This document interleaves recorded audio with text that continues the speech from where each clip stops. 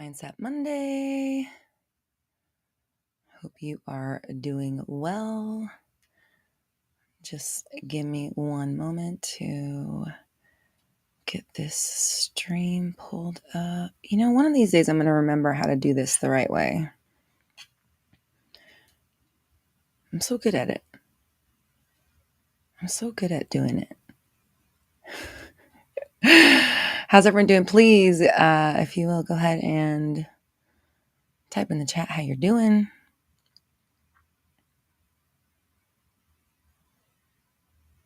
How do I do this?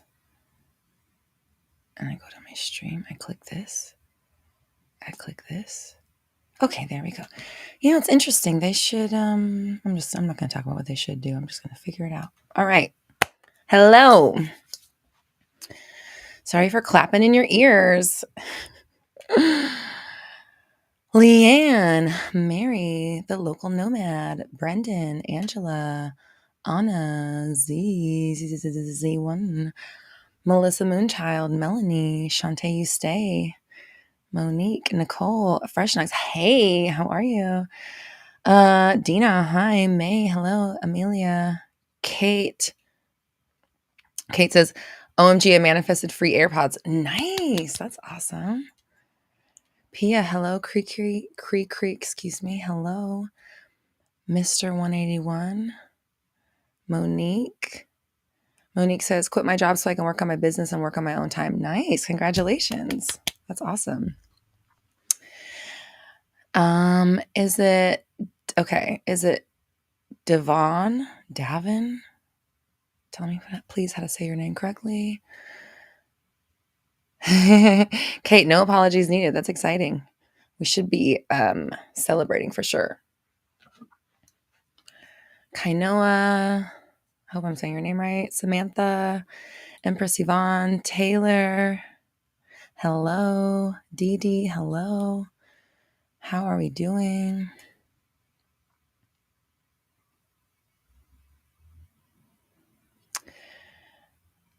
Sharmetta, hello. I want to ask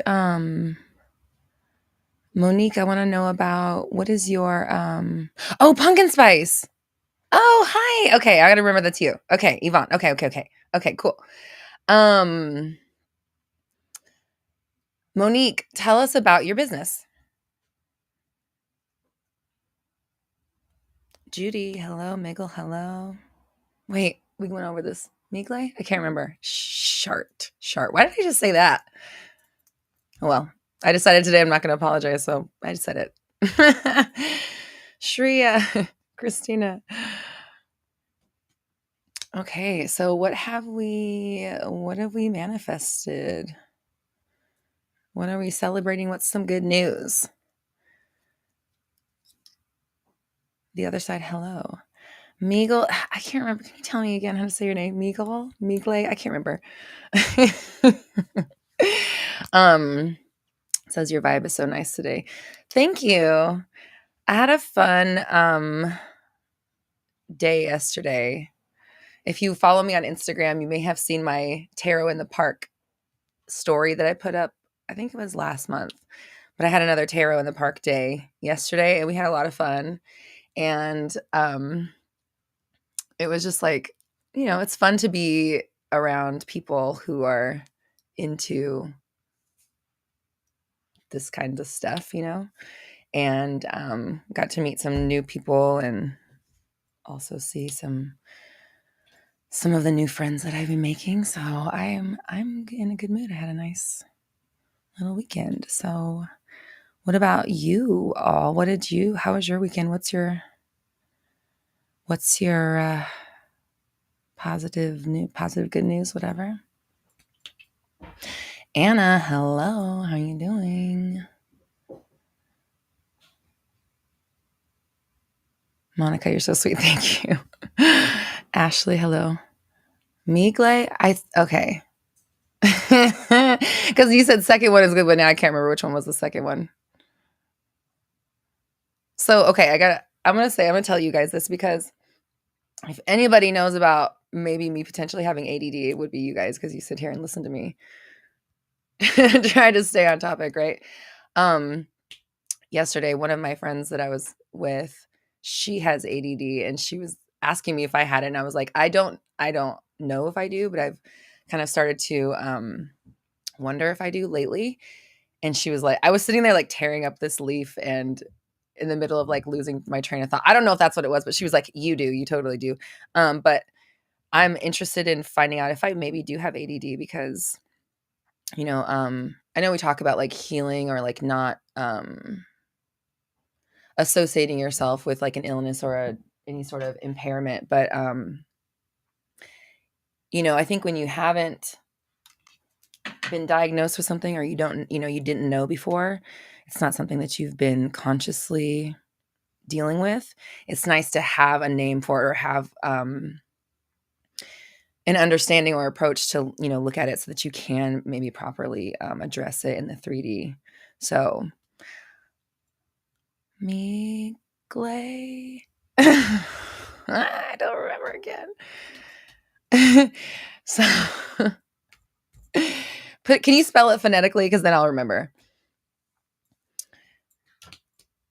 Anyways, so yeah, so I just thought I would share that. It's just something that I'm interested in like exploring because I've never thought that I might have it until like the last maybe 6 months of my life.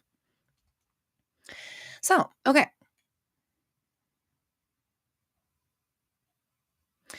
Mystic Dragon says, I view my ADHD as more of a superpower. Yeah, whatever. If it is anything, I don't know. I don't necessarily think I don't think it's bad. I've been obviously this way my whole life. I just would, it would make, it would just be, it would help. It would be, there's things I can explore and kind of, find out more about myself. And that would be interesting. Okay. You said, Christina says, I would also look up rejection sensitivity dysphoria. Apparently 90% of people with ADHD have it. My ex got diagnosed at 33. It was such an eye opener for him. I'm just going to take a little screenshot of this. Oh, son of a mother lover. The chat moved when I was taking my screenshot. I missed it. Okay. Rejection sensitivity dysphoria. Okay. Amelia says people with ADHD are always the most interesting though. Okay. All right. Miglia, I think I'll remember this time. Cool. Okay. Star 1963 says, you've helped me with relationships. That's awesome. Thank you. I'm so glad to hear that. And congratulations. Kate says, Roxy, I'm excited to hear about your new group work, like what client work is being replaced with. Yes. Thank you so much for asking. So we're really excited. Okay. So as we've been doing 360, what has happened is like, how do I put this? I've been coaching one-on-one for 3 years. I've just been doing this the group. Oh God, group coaching. Oh no, that's not a good mix up. I've been only doing the group coaching it's been like 2 months. And like the benefits I'm seeing in the people in the group is just, it's hard to explain. It's like the amount of growth you go through witnessing other people going through their coaching and doing it at the same time and like supporting each other through it. It's like exponential. So what the people in 360 are doing in weeks, 1 week, next week, they're going through all these things that like those arcs I see in my one-on-one clients over like several months. So for me, it's just like, it's becoming a no-brainer because I've been wanting to shift the way that hey, baby. Baby, are you in here? Faja, can you hear me? Can you hand me that selenite wand, please? Thank you. I've been wanting to shift the way I'm doing things. Thank you. Personally, wow. So,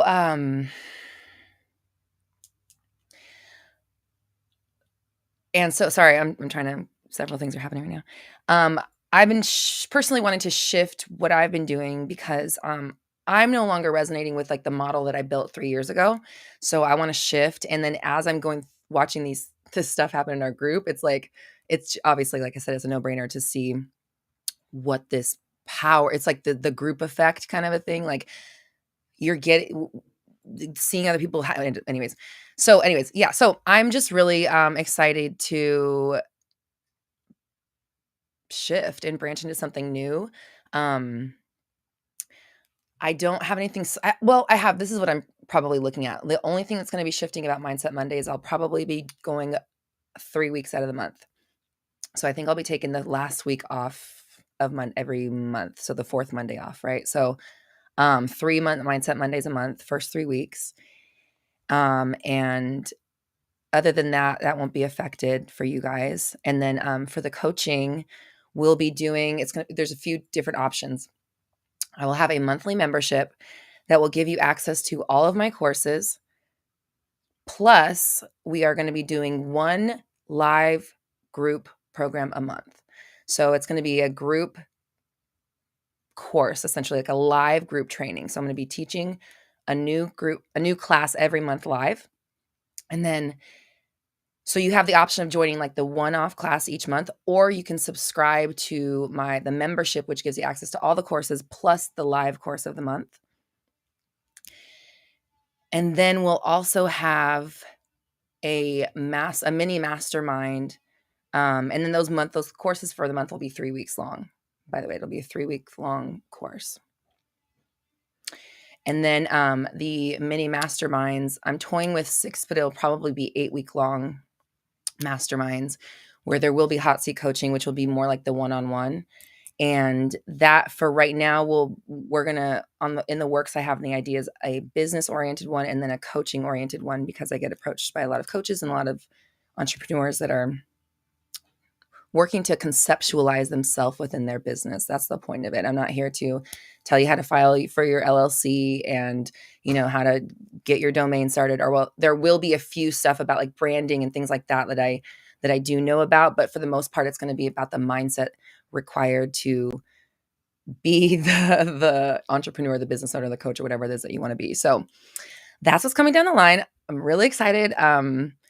It's going to help us learn more about manifesting, get really good, and then see like exponential results. The group learning thing is like really fucking amazing. So, I mean, you can ask, there's a couple of them in here. You can ask them, like, it's crazy, honestly, like the shit that they're doing in just week by week. So yeah. Thank you, Leanne, for she's taking little notes. Thanks, Leanne. Okay, I just saw a super chat pop through. Okay. Is this?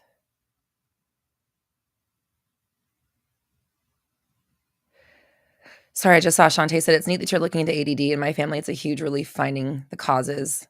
Then the logical solutions can be used. Yeah, exactly. Totally.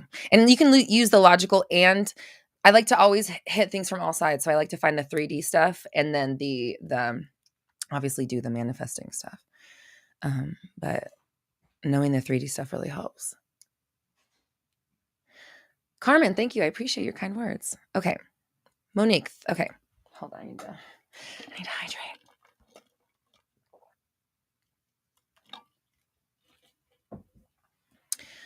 Okay, Vanessa, I see you too. And I'll get to you in just a minute. Okay. Monique, thank you for the super chat. Says, I've worked in the food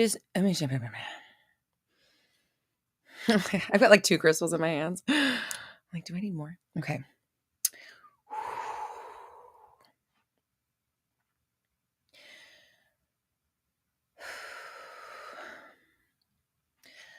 I've worked in the food and beverage industry for 21 years, but it's been my dream to work from home.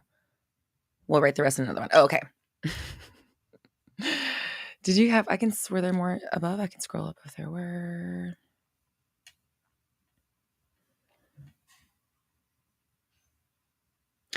Oh, Leanne. Okay, I saw that thing that said you were taking your dog to the vet, but I literally just looked at my phone right before it came live. I didn't even have time I don't even know if I responded. I'm so sorry, but I realized now, because I just realized now I was just like reading everything and then going live. But he has a sprained foot and he has a little covered wagon. Oh, to pull him around. Oh, that's really precious. Okay.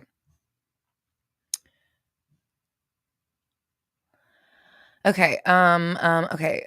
Worked in the food and beverage industry for 21 years. It's been your dream to work from home. You don't make nearly enough to live off with your own business yet, but you had to take that leap, even if I had to pick up shifts on Instawork. Monique, listen, when I quit my job, I was not ready. I didn't have savings. I didn't have anything lined up. I had a husband. Thank God. I had a husband that had his job. We were living off of the one income, in California, which is like, like we were baroque for a while, but we were actually broke for a really long time. But I was really in that was my mindset for a really long time. So I, the leaping without a net thing definitely, I mean, it worked for me. I'm not saying that it will work for everybody or whatever, but I'm also the kind of person that's like, I will make it work. I'm gonna, whatever it is, like, I'm gonna figure it out. I'll get it done. So once the safety net of the job was there and I no longer had any excuses as to why I wasn't building my business, I just did, and then, one day I realized I was still thinking like a broke trying to make it person. And that's when the business is booming. I'm helping millions of people thing. When I switched I was like, why am I acting like this is fucking hard? Why am I acting like it's hard to get clients? Why am I acting like I don't have the hottest shit in town? And I was on that kick for like a couple days and we've been here ever since, man. Like, I will say, quitting my job definitely was a big part of it. Because it did give me the space to create the business. That was a factor. Like, I really didn't have the space to create my business because I was too tired from working all the time. So the practicality of it was there, but I did have someone that was supporting me, my living, which is obviously not everybody has that.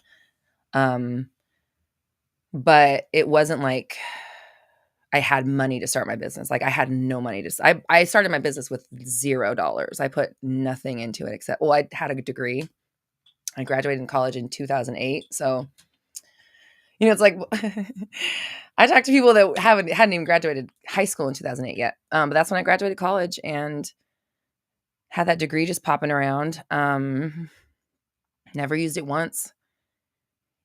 And then here we are. Who knew one day it would be the thing I ended up doing. Or it would help me so much because I have a degree in behavioral science.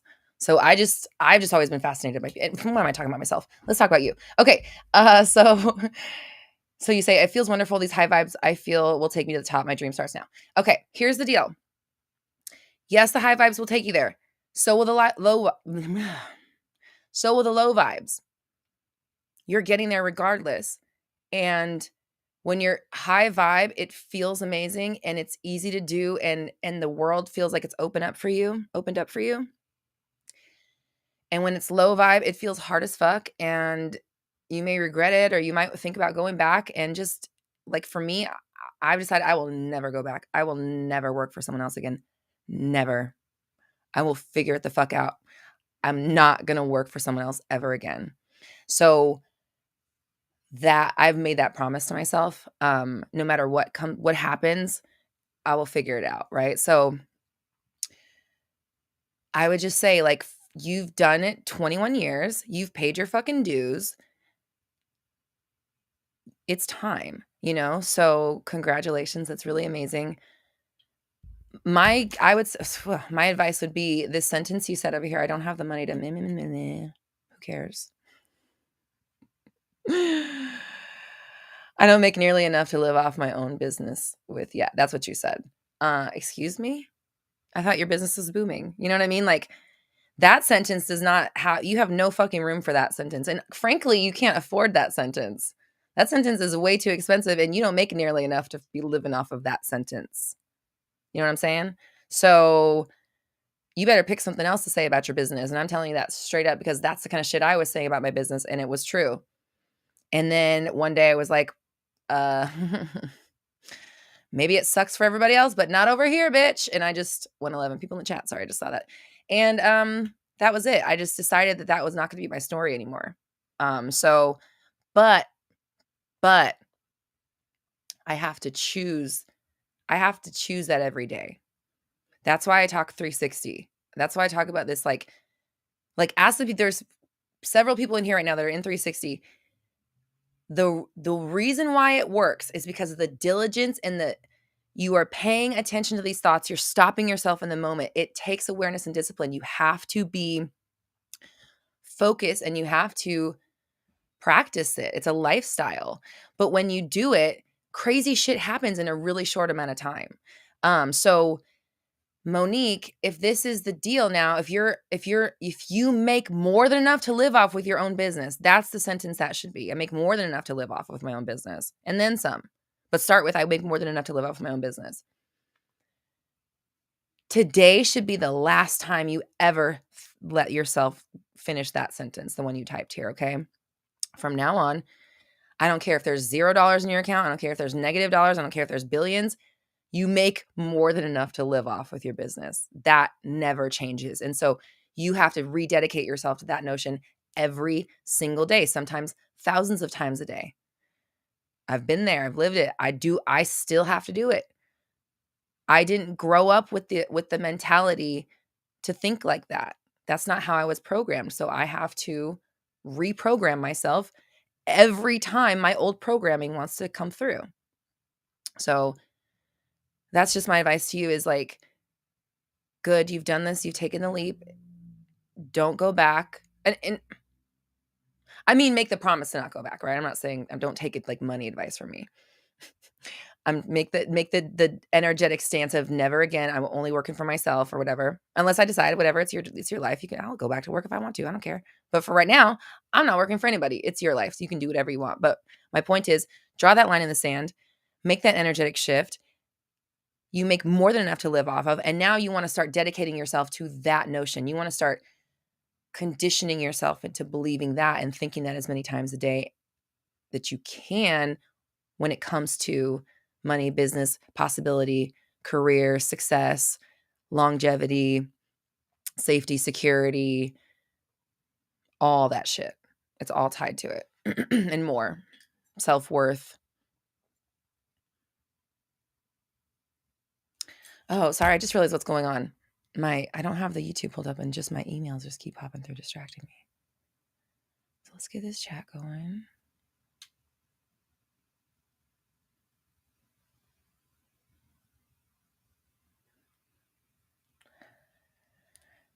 Okay, Bianca asked, is there a link for 360? Yeah, right now it's just waiting list for 360. But I'm still figuring out how to incorporate that into the new structure. But what I'm thinking is that the course itself will be available in the membership, like I was talking about. So that's a way to get to it. And then these monthly live trainings that I'm doing, I think we'll do like a sped up like 360 kind of boot camp type thing. We've talked about that. So that's just one of our ideas. We haven't fully fleshed it out 100% as far as 360 goes, but we're in the works.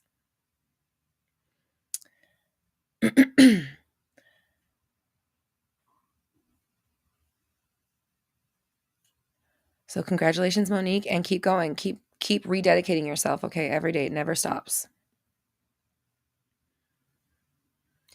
Vanessa, thanks so much for the super chat. Okay, says, I was manifesting for SP to come to my friend's wedding with me, and he didn't come. He didn't? Okay. All right. A few things. All right. I'm going to finish reading because I have a tendency to jump to conclusions, and I'm not going to do that right now. I was manifesting for SP to come to my friend's wedding with me, and he didn't come. I'm feeling really discouraged. I've never felt like giving up on him until now. Just wanted your advice. Okay, a few things. The first thing that's like screaming, okay. I always say, if you have to ask, you already know. I never felt like giving up on him till now. Maybe it's time to give up on him. And I don't. This is where it gets murky because, as many of you know, if you know my story, I gave up on my SP and that's what made them come through. So if anybody can tell you from firsthand experience to give up on your fucking person, it's me. It worked. I'm married to my person, okay? It worked for me. So when I say, if you're feeling like you need to give up, give them up. If you're feeling like it's time to go, it's time to go. Your intuition's screaming at you. Like when I finally let go of my old version of my relationship, it was the best thing that happened to my current relationship with the same person. I had to let go because who I was before I let go is not who I am now. Like that night that I let go, I became a different version of myself. I shifted. I became like this, do you know who I am? I literally became that as far as like I'll be on. As far as men go, I literally became that. Cuz I was just like, "You know what? I'm cool. Like I got a lot to offer. If I've been trying to force it down this person's throat this whole time and they don't want it, let me back. Why am I doing that? I could go out and have literally anybody that I pick." And I fucking believed that shit. I was 26. I was like, someone better fucking stop me because I'm coming after your man. But not really. But no, I've never been that kind of girl. But anyways, I just made this shift. I was like, I'm gonna go out and I'm gonna find somebody, and I'm gonna find somebody great. They better watch out. And I did. It just happened to be the same person. And he shifted. I know I shifted. And I never went back to this feeling of like, can I have it? Can I have them? I know my strengths. I know what I'm good at. I know what are not my best things. Don't ask me to do those things because I'm not good at it. I'm not going to like, it's like, I don't know how to explain this. Not everybody has strengths and I don't even want to call them weaknesses. Some people are good at fucking sports. Some people are good at cooking. Some people are good at math. Some people are good at science. Some people are good at skateboarding. Some people are good at knitting. Some people are good at singing. Some people are really great caretakers and nurturers. Some people are really inspirational to their partners. Some people really listen to their partners. Some people really make their partners feel loved or attractive or included. Some people make people feel at home. Everybody offers something. Everybody on here, you offer something that is unique that no one else can bring to the table. And there's also 7 billion other types of ways that you could be, just whatever, to pick some shit, that you're not. And neither are every other 7 billion person on the planet. Nobody can do it all. Nobody has it all. Nobody can do every skill on the fucking planet. Do we care? Do we care if Beethoven can't fucking sink a basketball? I almost just said, do we care if Michael Jordan can't act? That was mean. I didn't mean, that was shady. I'm so sorry. But we don't. We watch fucking Space Jam anyways because it's Michael Jordan. Okay, so like, so many of us are just so consumed with what we don't have. And that's the problem. You're consumed with what you don't have, and it's reflecting to your SP. They're like, nah, they ain't got it. They don't have it. And what is it? It's nothing. It is nothing. It's a concept. When you talk about like the it girl, what is the it girl? That's the bitch that doesn't give a fuck and she just embodies who she is. That's why people like her. She's authentically herself. So it's not about having one thing or the other. It's about owning what you have and just being like, my milkshake brings all the boys to the yard. Right? So sorry, watching the chat. The chat catches up a little bit late. So finding a place where you realize what you bring to the table and why and how you are the prize, it gives you something. It's like what I'm seeing in my head. I'm seeing like people peddling their wares. I got fucking breads. I got jewels. I got silks. I have fucking I'm not gonna say that one. Candles, right? Like, does the candle maker wish they were the silk farmer? I don't know how silk's made. Does the candle maker wish they were the Soap maker, that's too close. The blacksmith, or does the blacksmith smith the black and the fucking other guy does the other thing I just said? You just do the thing, you make the candles, right? You fucking mold the wax, bro. Like, that's your job. And we do it with pride. And I present to you my candles. And they're the best candles around. And when you're looking for candles, guess where you come? Over here. So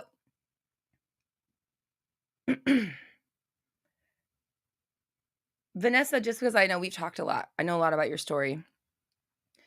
You're a really cool girl. You got a lot going on. Your SP lives far away from you, which that always lets me know that there's emotional separation, that's your own manifestation to keep you safe, right? Of down in some level. Maybe you're tired of that, and maybe that's not enough for you anymore. And maybe you're breaking through something. And when your manifestations don't come through, you have two options. If you want to keep going, right? You can either say that it did come through, which is you didn't do that, well, from what I've seen. Or you can reevaluate whether or not you actually still want to stay on the same path with this manifestation. And it sounds like that's where you're at, right? And so if you're reevaluating, good. That means you understand you deserve better, because you do. You 100% deserve someone who's going to go to a fucking wedding with you. And if this person won't make the time for that, then you need to stop making the time for them, period. And this is girl talk, right? This is not maybe necessarily manifestation coach. So let me back up. Energy-wise, you're discouraged. You're agreeing he didn't come. The story that he never shows up keeps playing out over and over, and you're feeding into it once again. So what I can say now is, like, if you don't change this now, he's probably not going to come to the next thing, because right now you're manifesting the next wave that's going to hit you. So if you feel like it's time to drop this and stop putting so much energy into something that's not giving you a return on your value, then listen to your intuition, because it's not wrong. Like, we've probably been talking for a year maybe about this. I'm sorry, I don't want to blow your spot up. I'm so sorry. You've done amazing things, right? You've done some incredible stuff. So I don't want to, sorry. Don't hate me. But the story is still the same. The undulations in your 3D reality, you're still reacting to it. You're still bobbing and weaving, just as if this motherfucker's not coming through. You're bracing yourself for it. Okay, think about it like this. If you have come in to do a super chat about your SP, it's been a long time. But you came in last week because you were discouraged, because there was a wedding coming up and you knew his pattern and you knew he probably wasn't going to show up. What manifests, right? So that tells me a couple of things. You have not been on your practice all the way. If you were on your practice, you would not have come and done that. You would not have come to pay money to ask what to do about it. There's no way. So get back into your 360, get back to your meditation, on your shit, saying your affirmations, keeping your thoughts tight, awareness and discipline. And then the other thing is, maybe it is time to energetically cut ties. And that, again, comes from someone who did that without any expectation, and it became the thing that brought my person through. And not just brought him through, but different, because he was not the same. I was done with who he was then. I was done with that version. I didn't know that I didn't know anything about manifesting. This is before The Secret. So I didn't even know, this is during my atheist times. I didn't believe in anything that I couldn't see with my eyes. So I was done with him. Like, he was playing games I was not a fan of anymore, and I was not going to take it. I was a 26-year-old woman who had just realized that she was the shit, and she wasn't going to fucking take it from someone who wasn't going to give it anymore, or vice versa. I wasn't going to give it to somebody who wasn't going to, reciprocate. So I was like literally done. I was over. I still love, we're like really good friends, and we live next door to each other, and we're in the same friend group. So I wasn't done with him. I was still going to have to see him every fucking day. That wasn't what I was done with. I was done with trying to make fetch happen, as Emily D. Baker says, right? Like, which I know if it's from Mean Girls, but I was done with trying to make this thing happen that I was forcing into submission. When I dropped that, I released all of it. I released who I used to be. I released who he used to be. I let him off the hook. I let myself off the hook. And I looked at the world like I was a kid in a candy store. Like I was going to go find me a man. I was. And I did. I knew I was going to go out and find me my man that night. And I fucking did. I found my husband that night. And again, it just so happened to be the same guy I had been dating hours before, but a completely different version of him. And he's never been that old version, but neither have I been that old version. I still know what I bring to the table. So yeah, I would just say like really getting a clear understanding of what you're fucking offering here. You're exchanging energy. Do you even know how much you're expending versus how much you're fucking receiving? You're like investing in a really, really shitty stock and you're just throwing all your fucking money into it and it keeps just crashing. Like it's just, and like the people from outside don't want to watch you do that. So who cares? They're love and support you either way. Sorry, outside perspective, who cares? I say drop it then. If you have it already there going on, trust yourself. Trust yourself and know that no matter what happens, you're going to be happy, you're going to be fulfilled, you're going to have the right person in your life that treats you the way you deserve. If that's what if you know that, what I just said, because I can't repeat it again because I don't remember, that thing I just said, then that allows for anybody to come through that way, including your SP. And that's what happened to me. So, some people they get really scared when I say let go. And I'm like, if of all people, you should trust, not trust, but you should at least feel the most encouraged to hear it from me because it got me my SP. So if anybody knows that shit works, it's me. I'm not saying it will work for you. I'm just saying don't be scared of it because it can give you exactly what you're looking for, even though it feels like you're turning your back on it.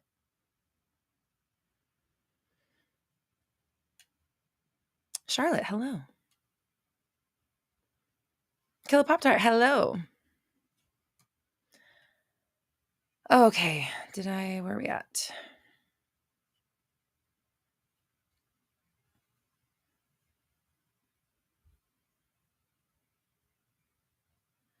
Oh my gosh, I just thought Amelia says, my cat is so cute. He's literally cuddling up on my shoulder. Aw, I wish we could have pictures in the chat.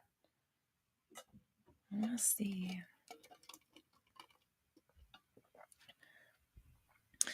Oh my God. This person's YouTube name is To Kitty and Beyond. That's so cute. To Kitty and Beyond says, setting boundaries with yourself looks like I will not allow this person to continue to disappoint me. Yeah. And then that's what setting it looks like. Enforcing it means when they disappoint you or don't give them the opportunity to disappoint you again. Or when they do, you cut them off, right? So, or you don't have to cut people off. It's just that this is what I say. I will no longer pour into cups that don't pour back, or I'll no longer pour into relationships that don't pour back. If I find myself pouring too much and they're not pouring back, I simply stop pouring into that cup. No love lost. I don't hate. I don't hold grudges. There's no problem. If they were just want to start pouring again, or if I felt the need to pour, I would pour and not worry about it again. But, I don't want to expend energy in a way that doesn't offer a return, like what you're talking about here. So I saw that Vanessa said something. Okay. So Vanessa says, so true. Deep down, I don't feel like I want to be done with him, but I feel like I need to just focus on myself and practice what I bring to the table. Yes, 100%. Your intuition is screaming.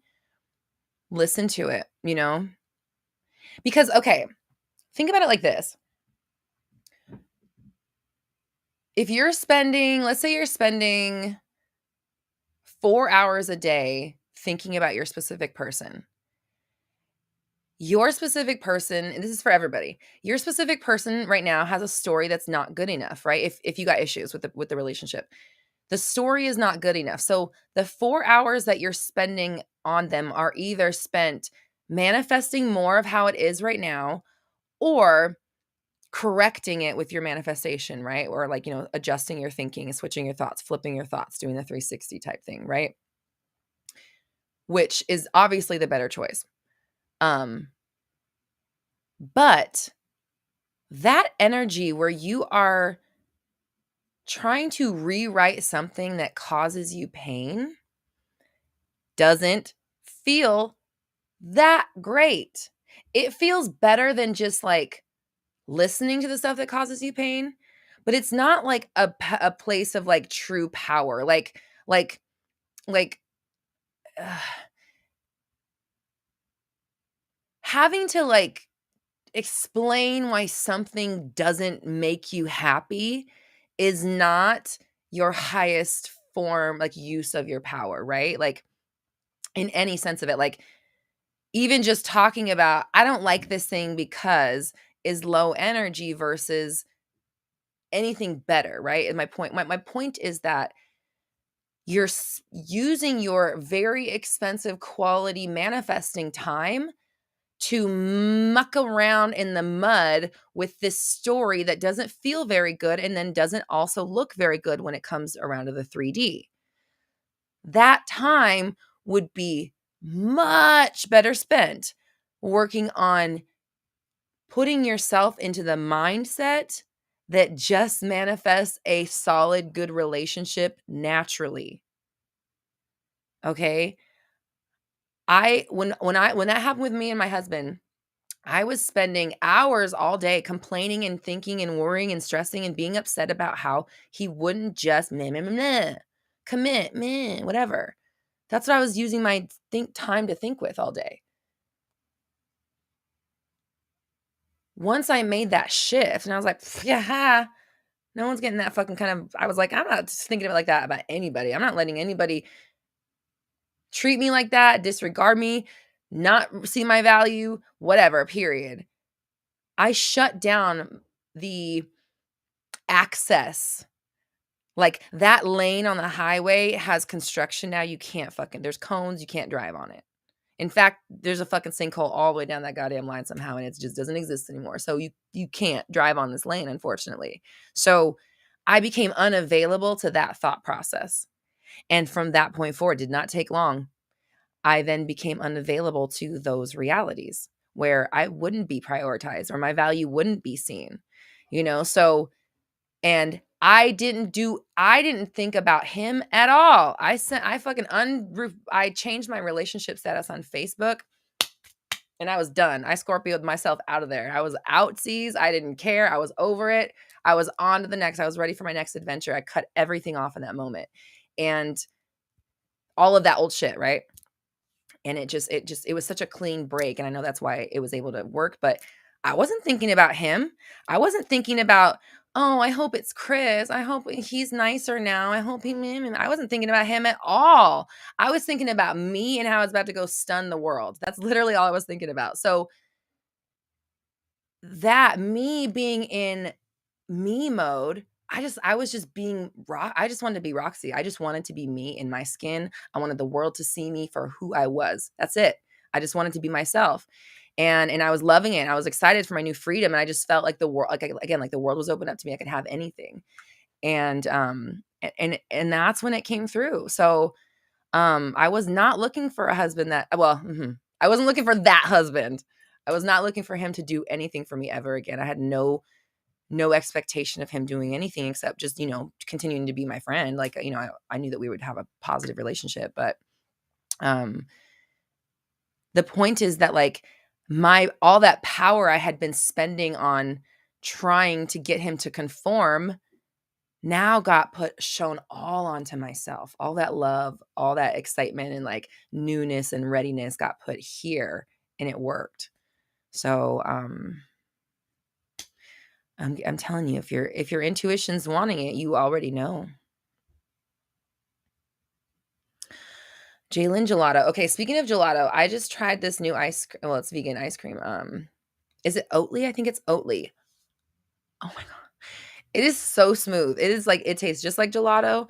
It is like the creamiest, smoothest. Oh my god.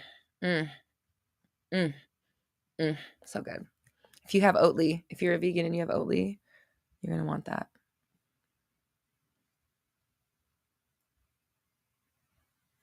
Leanne says, maybe one day we can have pictures in the chat. Is that a wink, wink, Leanne?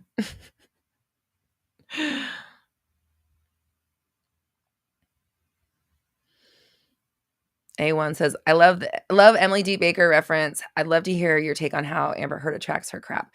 Okay, hold on. If there's not a super chat, I'll answer that. All right. First off, let me just say, I am not the kind of, I don't like to talk about people. It is not my business. I am a no judges person. None of my fucking business. What you do over in your world, as long as you're not hurting me and hurting others, right, is what I usually say. It's none of my business. So, okay, fine. I'm eating my words now. As we have seen through the trial, because I watched every motherfucking moment of that goddamn trial, a court of law found that she had, right? Do we find that she had abused? I don't know. In my personal opinion, what it looked like it was. So how does she manifest it? Well, what do you like her crap? Do you mean her good stuff or the bad stuff? Like, I mean, she knew she was going to be a star. She was out and acting when she was 16. I don't know what you mean by crap. I'll answer this question, but because it's a manifestation related question.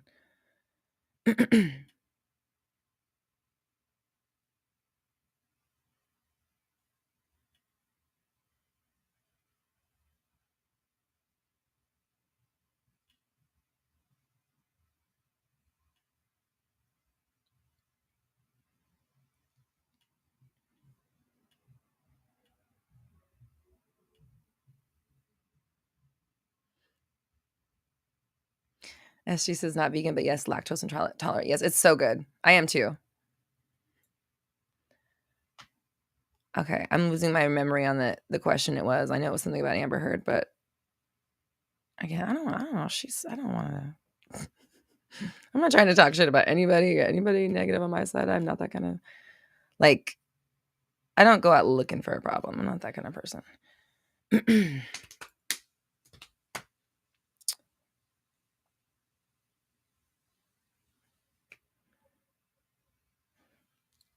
Yeah, I don't remember what we were talking about. I vaguely remember, but yeah. Anyways, oh, Tammy, you're pregnant. Yay, congrats. That's so awesome.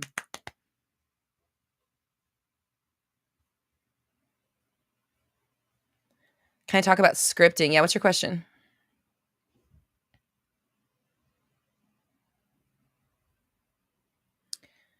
Candy, how far in the future do you plan? How far into the future plan do you go at first in regard to affirmations? Would you suggest to start off small as things progress? You progress with your scripting. Hello, Kristen.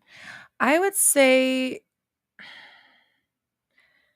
I feel like it's like all, like, I think, like you would, I don't know what I would say both, like all the above. You would want long-term ones and you want short-term ones, because sometimes the long-term ones are believable and sometimes they're not so believable. And so then you'll have something short-term that's easier to like latch onto.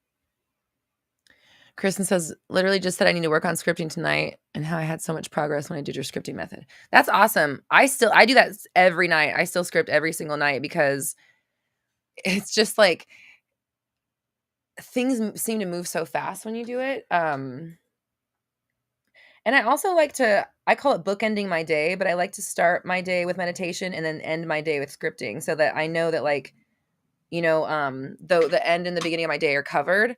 I'm covered as I fall asleep. And then when I wake up, I'm launching in affirmations and then meditating as soon as I can. So it's just really prepping my mind, and then the job is to keep myself focused throughout the day on my new story and making sure that, like, I really have to stay like, okay, so let me share some stuff with you guys. As you know, I'm going through 360 right now. So I'm coaching a group program with my signature method that I've been using for 3 years now. And I talk about it obviously on YouTube.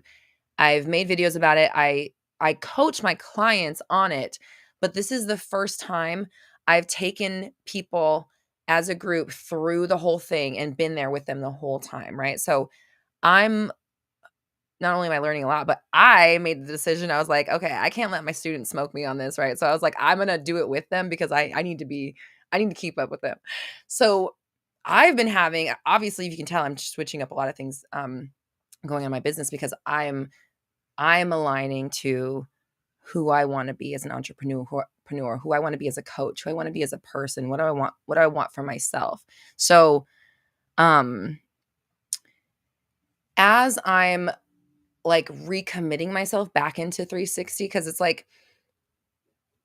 it's almost like if you were like, let's say, like, I've been vegan for like 4 years, but I wanted to do like I wanted to be like really healthy, and so I went on like a raw food diet or something like that. It's like I've always been doing 360, but now I'm going like hyper focused, like I'm on it, on it, because again, I can't let my students show me out. So I gotta be right there with them. So because I've been very much in the hyper awareness, which if you ask anybody in the chat, like I said, there's a bunch of people in the chat that are in it. It's the awareness is so important because you have to, like, you watch yourself acting out these like motions or thinking in patterns or making these assumptions or these like little micro beliefs, and you're able to like stop yourself at the very like nuanced beginning and really examine why you're thinking that. Why did you react that way? What does it mean in regards to your story and who you're still being? And like, it being super present and aware with myself has been very, very helpful and effective. And also, I say it a lot, but rededicating myself to my story. What do I mean by that? That sounds like buzzwords. What I mean by that is like, I have eyes. I see what my fucking world is. It's much, much easier to believe the 3D world than this fantasy that's going on in my head. I fucking get that. I understand that manifesting is hard and it's not real and I have to lie to myself. Like, obviously I know that, right? Like, I'm sitting here teaching it. Like, I get that part. But I'm also human, and I know that. It really you do forget. I'll be sitting here talking about it and something shiny, and I'm back to fucking reality world. And if I don't remember who I am, I'm gonna be in reality world indefinitely. So when I say recommitting myself or rededicating myself to my new story, that's me being like, "Oh yeah, bitch, I'm fucking blah blah blah blah blah," and like getting that new story back in, and like kind of like amping myself back, hyping myself back up, coaching myself into who I'm supposed to be right now because I'm changing my world. I'm done with this one. If I keep looking at this one and thinking this is it, I'm not going anywhere. So if I'm done with this and I'm ready for the next section of my reality, there's no space in my day that is safe because I'm always manifesting. So I need to be paying attention to how I'm thinking, reacting, feeling, fearing, worrying, doubting, being excited about, or whatever. It's constant. So you really have to be paying attention. And um and then it's like okay, Jellycat, you just said I'm done with this timeline. You're done with it right now. Are you going to be done with it in 20 minutes? Are you going to be done with it tomorrow? Are you going to be done when you're triggered in 3 days? Because you need to be done and make that distinction all the time, all the time, all the time.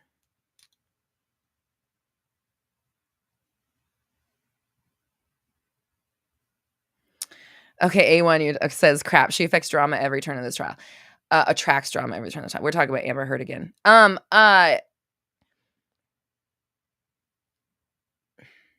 Amber's story Like, okay, like if she believes even half of what she said on the stand, of course she attracts trauma and chaos. Like, and I mean that with love because I talk to people all the time. I understand that your thoughts create, and I understand like if she does have like, you know, what Dr. Curry was saying about whatever potential diagnoses she might have. If that's true, then there probably is a level of her that actually does believe that. Like she is sold on her reality. She really thinks that's her reality. Of course, she's going to manifest more and more chaos. Her like the story is like I'm the victim. These people are hurting me. This thing sucks. The whole internet's against me. Everything. It's all about like a victim. If you have a victim mentality, which again, and I don't want to say anything negative about I don't know this bitch. It's none of my fucking business. Um, from what the stories I've heard, she grew up in a very abusive home. So she was victimized as a child. Having that victimization mentality makes you the target for the rest of your life until you are able to kind of shed that definition, right? So if you have victim mentality in any however it manifests, you're going to be victimized because you're a magnet.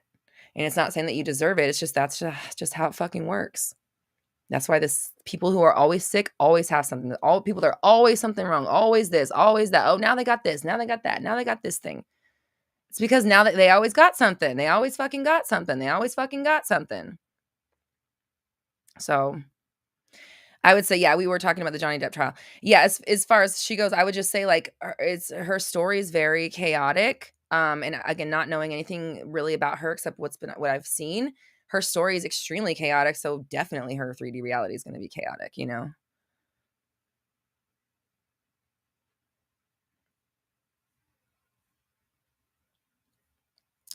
Okay, Luna Soleil, thank you so much for the super chat. Says, is it normal to feel like anxious slash scared as all of the changes start happening with mindset shifts, old wounds presenting themselves to heal too?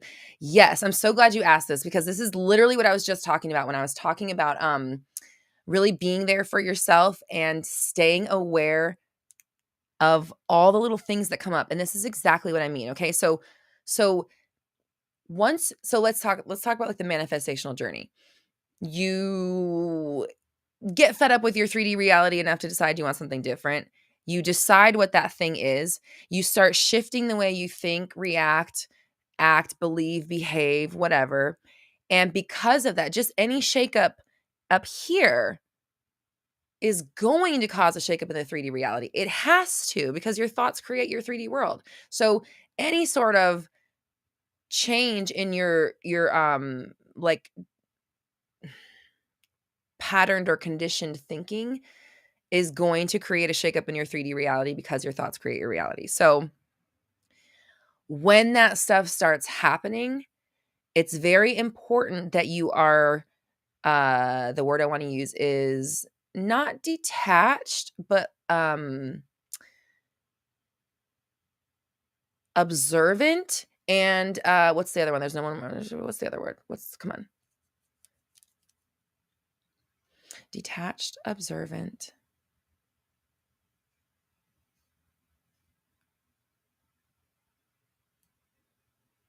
And basically you want to be like I can't put my finger on the word I'm trying to think of, but you want to be not taking it personally. You want to be able to look at the shakeup and just realize it's part of the game. It's part of the deal. Like even think about a snow globe.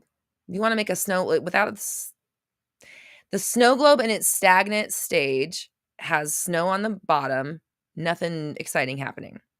In order for the snow to fall or the glitter to fall, it has to be shaken up and then set back down, right? And then the snow can fall. So if you can't handle the shakeup, you're not going to get to enjoy the snowfall. Does that make sense? So, so my dad's a musician, and I just heard one of his lyrics in my head. That's why I was laughing. Batten down the hatches is what I say. Like the storm is coming. Fucking deal with it. What happens when the storm comes? Close the windows, get inside, like lock the shutters, like just protect yourself. If you're on a ship, get the fuck inside. Hold tight. right? Like, if you don't just go out into the storm and just die because there's a storm, like you'd fucking hunker down for a little bit and then this motherfucker passes and then you go on about your life. So you're in the middle of a storm, act like it. Don't go like I've never seen Twister, but like I'm just imagining like people like like running around outside of the getting like scared and like caught up in it. Or are you down in the basement like I know that I think that her I know that there's something weird about that. That's her how or whatever. Spoiler alert, whatever. But my point is like, are you when there's like think about if there's a crisis, are you the person that's like running around screaming? Or are you fucking doing something about it? Like, are you protecting or hiding or you know what I mean? Like, that's what's going on. So right now, shit's being shaken up. Hold on. Hold on tight. Hold tight to your story. Don't let the shakeups get you. Don't let them trick you. Brace yourself. Yes, thank you. Like, just hold the fuck on. I don't know how else to say. Like, uh, and then this is what's really important. This is what I've really noticed. I have to coach myself a lot, like through the moments. Why am I thinking like this? Why am I reacting like this? Oh, I've been thinking like this for a while. Oh, it's been like this for a while. Oh, I see. That's like this now. Oh, I get that. That reminds me of this. I'm very much paying attention. I love the crap in the lips, the corners of the lips.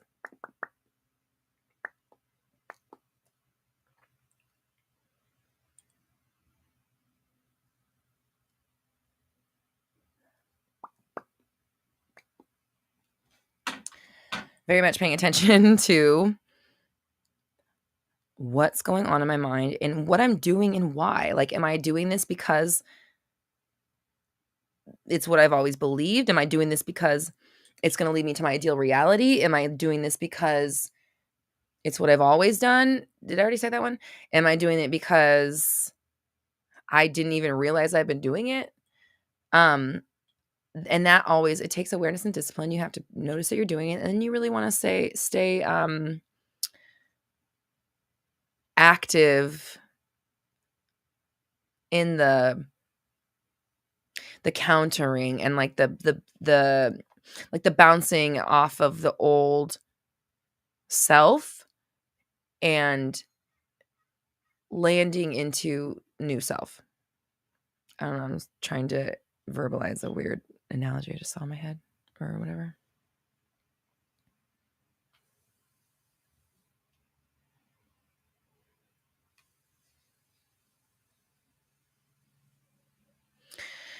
You said old wounds presenting themselves to heal too. Yeah, absolutely. And when a wound, and okay, here's the other thing. Healing is not a destination. What I've really learned is that healing is an in the moment process that needs to be done when it needs to be done. And old wounds don't ever go away. Like,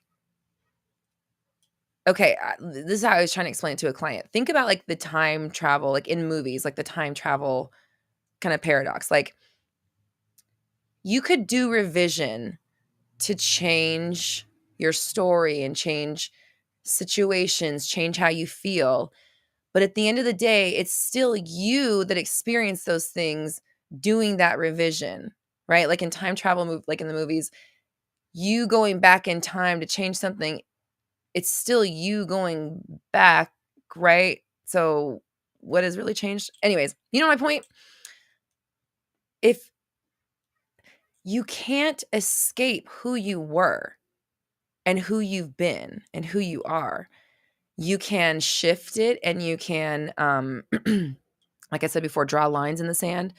You can choose to look at life in a different way and act accordingly to your new perspective, but it doesn't erase the soil that your seed was planted in. Your parents are still your parents. Your childhood was still your childhood, So that's something I just want to like point out is I think we talk about we get this idea of healing wounds once and for all and dealing with our money story once and for all, but it's like your money story and your wounds are who you are. My wounds make me who I am. I am the way I am because of the cocoon I had to build around myself to feel acceptable in society. So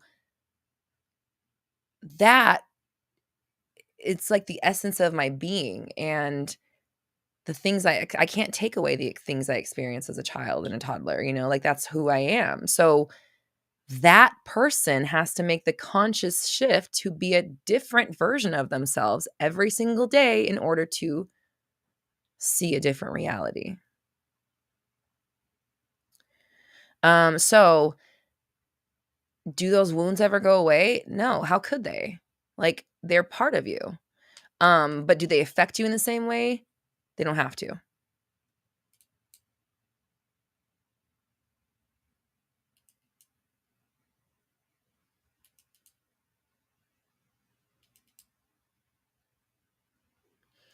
Lexi, do I have any advice for how to clear thoughts when meditating? Okay, first off, go to my website, roxytalks.com. If you click the free resources button, on that page, there is a, so click it because I think there's a drop down. If you just drop down, it's not there, but you have to actually click the button.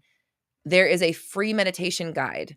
And in that, it's like a 2-page PDF download. I just kind of like, walk you through how to meditate, like without like a guided meditation, how to do an unguided meditation. So that's like something I actually put out that you can have as like a resource. But I will say, like, for me, what I do to clear my thoughts is like, I heard somebody say that when you meditate, you should point your eyes at your third eye. So I cross my eyes when I'm like, they're closed, but I cross them. And what I noticed is that while they're crossed, it's easier for me to stay focused on nothingness versus when they fall, my thoughts fall too. So it's kind of strange. Like if my eyes aren't focused, my thoughts are kind of wandering. So it's actually kind of easy. So I just cross my eyes again. I just bring my eyes back to my third eye and point them here. So for me, it's kind of easy because now I have like this physical sensation associated with it. So when I notice I'm not doing it, I just point them back again. But another thing is just like or like if I'm doing that and there's still thoughts, like I literally will like clear them or erase, or like a chalkboard, erase them off, or like visualize the slate being wiped clean, or like just, I'll literally clear them away in my mind's eye. Oh, thanks, Leanne. Leanne linked the meditation guide in the chat. Thank you, Leanne. So yeah, so I literally will visualize them being gone. Or I'll also say, oh, back to center. That's something I hear. I say back to center, something I say in my head, and then also here and now, here and now, here and now. So those are different. Those are like 4 different ways, crossing my eyes or pointing them to my third eye. Let's not say crossing, pointing them to my third eye. That's one way. Fuck. I do have ADD, don't I? What the other things I said? I can't remember. I already said them. Just rewind. Shantae says, me and my fiance had a similar conversation about escaping who you were. I'm glad you discussed it. I was being distant, trying not to discuss your past. Yeah. And the other thing is, like, if you don't discuss it, then you don't have the same opportunity to rewrite it. Because again, you can rewrite the past so that you can operate from a different perspective, but it doesn't necessarily like change who you are.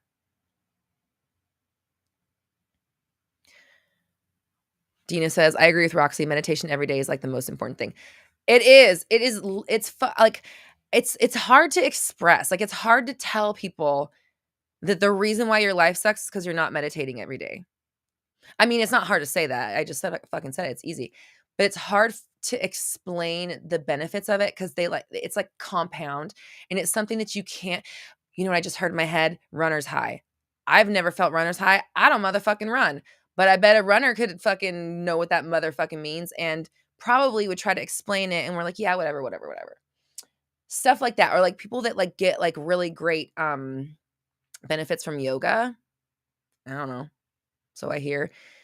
It's hard to put into words the benefit that it does for your life. But meditation, you don't have to be anything to meditate. You don't have to be physical at all to meditate. Okay. So, and I say every person should meditate every single day. I think you should do it every morning before you even look at your phone, before you do anything. If you can do it before any conversations, just try to like wake up a little bit, maybe read a little bit, and then go into your meditation. That's what I do. But it's so crucial. It makes such a massive difference. And it's like, if you're not willing to do it, I don't know how satisfied you're going to be with life. Like, it bridges that gap between who you are and everything that's fucking missing. And I don't mean physically, I mean the inside. You know how I know how it feels to feel empty. I feel empty all the fucking I feel empty. I'm not gonna fucking affirm this anymore. I'm not gonna say that. Just know that I know how you feel. All of you. I know what it feels like, okay? So it fills in those spaces. And that's just like one of the things. But meditating every single day has been life-changing for me. And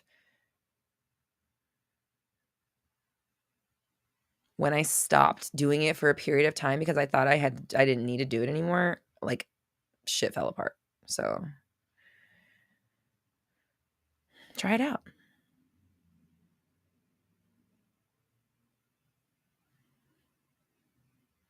Mesh says, I did it for 2 weeks and I do remember my mood being more lifted. Yeah, and that's cool. 2 weeks is cool, but it's like, I mean,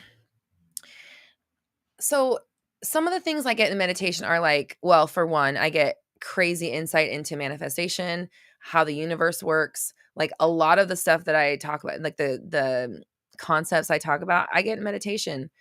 I'm not that like educated in I have no education in quantum physics. I've just learned from like YouTube, and I have like one quantum physics book that I have. Other than that, like I was not a good science student. I was an an art student. So I was good in choir, I was good in English class, I was good in like that kind of stuff. But um I mean, how do I explain this? I've gotten some information. I'm not like watching quantum physics stuff makes my fucking like brain melt out of my ears. I'm not that smart.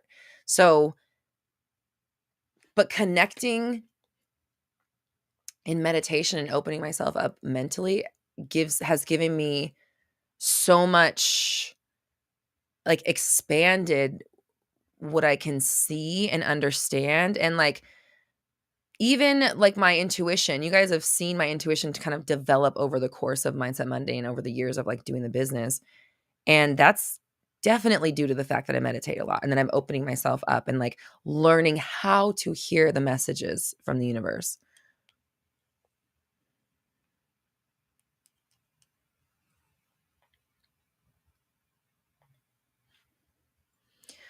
Migle says, I meditated to manifest instantly too, and it worked. Nice.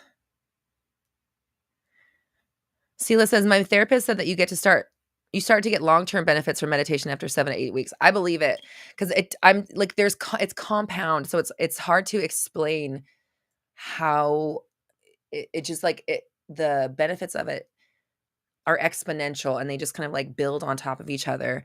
And it just opens you up to so much that wasn't possible for you, including realities, not just like concepts and ideas, but concepts and ideas build realities. So, I will say this, meditating every day is not going to fucking hurt you. It'll only benefit you.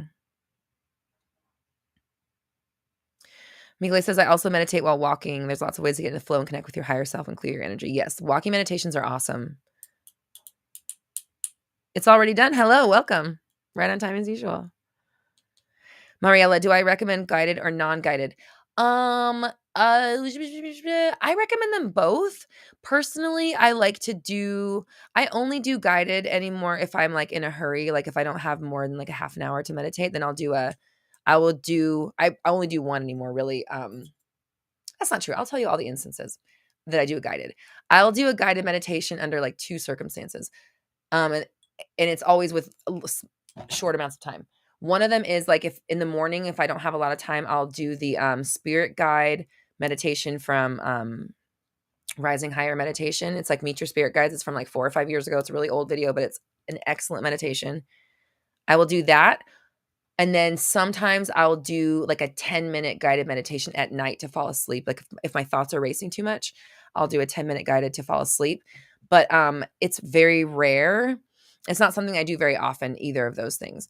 Normally I do an unguided meditation with just like healing tones, or like Jason Stevenson has a lot of good tones. There's this, what is it? I think it's called Sleep Tube. I sleep to that every night. But just like the healing tones, I like this a really steady kind of sound. And I count backwards from 88. And then I end up in this little garden area. I see my dead dog and my dead relatives and Andromeda, my spirit guide. She's my I've talked about that in another episode. One of my spirit guides.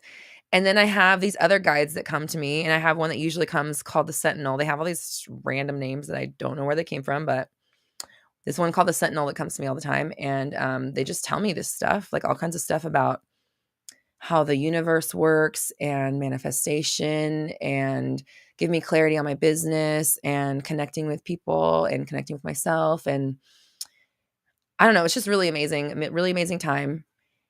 And then I go to my dream house where my dream self is, and I visualize myself like just kind of bopping around the house. And then I come ring the doorbell as my current self.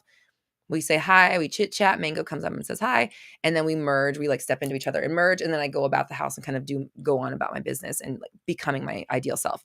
That's my journey through that's what I currently do when I meditate every morning. Leanne, you're so sweet. Says Roxy creates the best guided meditations. You're so sweet. So, okay, I have a lot more guided meditations that are not on YouTube, but they're in my programs. So, one of the benefits of I was talking earlier about how I'm shifting everything, and I'm going to be having a monthly subscription plan where you'll get access to all of my courses. You also get access to all of our meditations and all of our affirmations as well. So, you'll have all the courses, all the affirmations, all the meditations, and then there's a special private group. You have a new course come out every month that you can attend live. And then all the courses actually have a study group component attached to them that are going to be really fun. So that's like a new thing that we're doing, is study group. And it's going to be hosted by Leanne. So you'll get to know Leanne. She's going to be hosting our study groups. And it's a time to for the community to get together and figure out what's working, what's not, and just kind of support each other. So again, I've really, really loved the community aspect of 360. So I'm just bringing that into the coaching everywhere. And so new stuff coming. In a perfect world, it'll all be ready by August 1st, but I'm also going to not try to rush things. I just want to let it all happen perfectly and organically. But I'm really excited for the new approach that we're doing things with.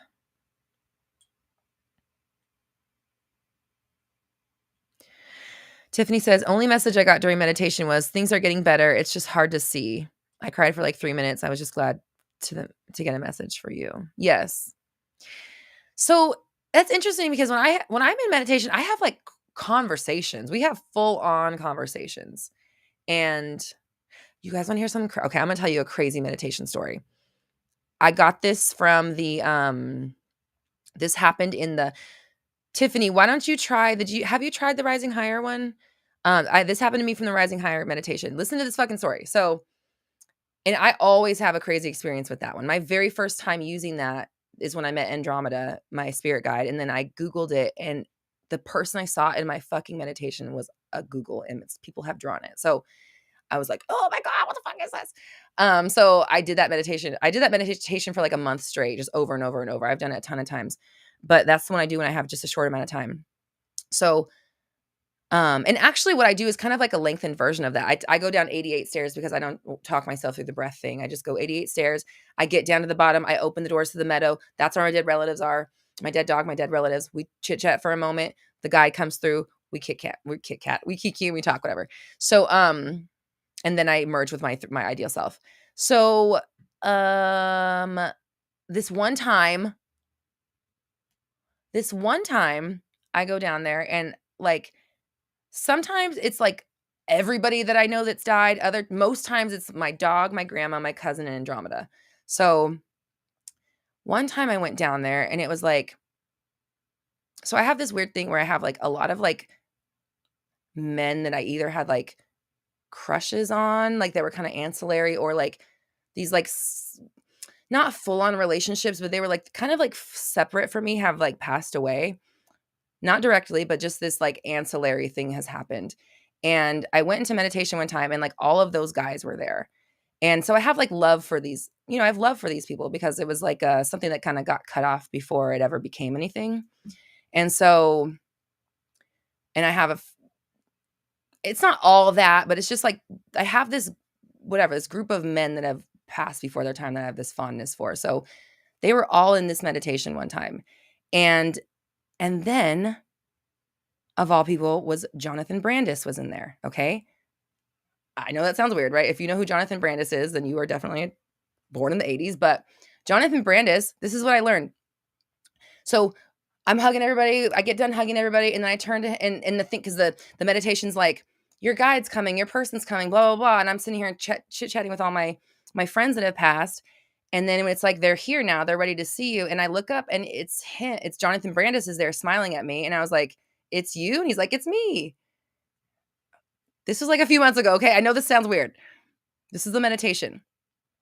And I was like, oh, okay, whatever. Jonathan Brandis, what I realized, Jonathan Brandis was my first heartbreak.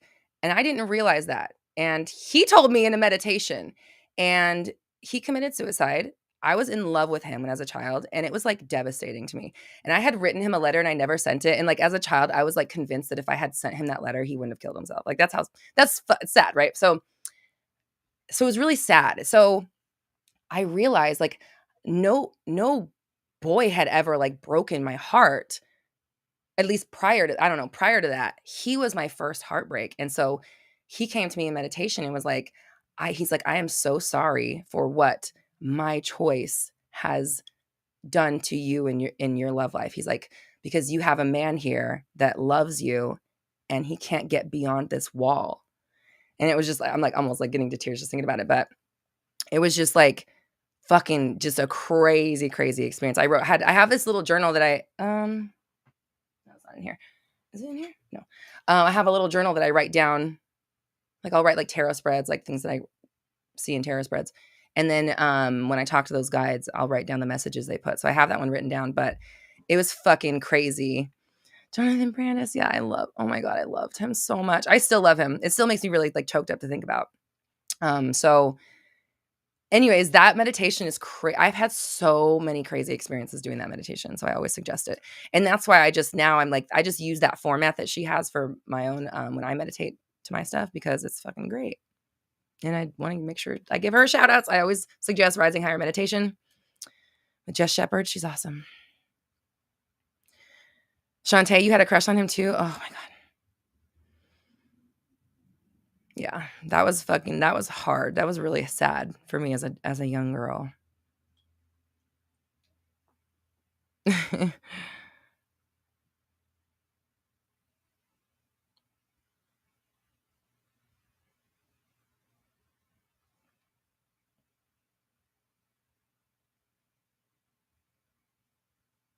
Oh yeah, and then Dina went into the thing and saw Jesus. One of her guides was Jesus. I remember that. We were like, "What, Dina?"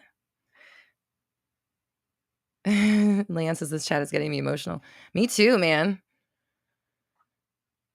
So, and it's like, that was just one of the meditations I had. And that was one of the days when I was like, let's just do a quick 25-minute meditation. So like, if I had skipped meditation that day and I didn't get that message, like that would, I'm glad I got that message is what I'm trying to say. So Ashley said it was the day before your birthday. Oh God, no. So sad. Did you guys watch? Okay, so Lei Moon Fry did she made a documentary because she had been taping, that's how old it was, taping all the 90s actors and stuff in the 90s when they were teenagers. And Jonathan is in a lot of it. It's good, but it's really sad. Yeah, okay, that's what you're just saying. Tiffany just said that. Yeah. Kid 90, that's what it's called. Yeah, that was a really good documentary.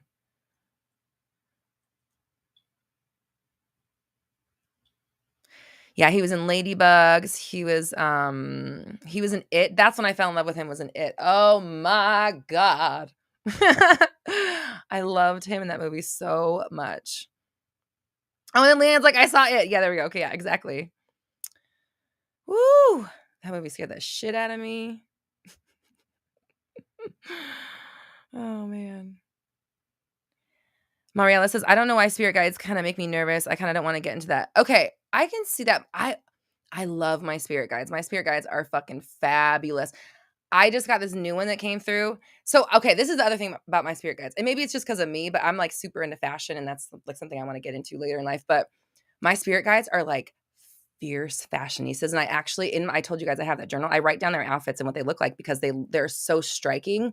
And then the other day I was like, what if I did a music video where I like dressed up as them all? So I might do that one day. But I just saw this one new one that came through and she's called the Sage. And she's like, it's kind of hard to explain. It's almost like if a ginger root was like a humanoid, but she's like bald and has like these long arms and like these long spindly fingers, but they like kind of point down into like nails and like she walks like almost like a cat.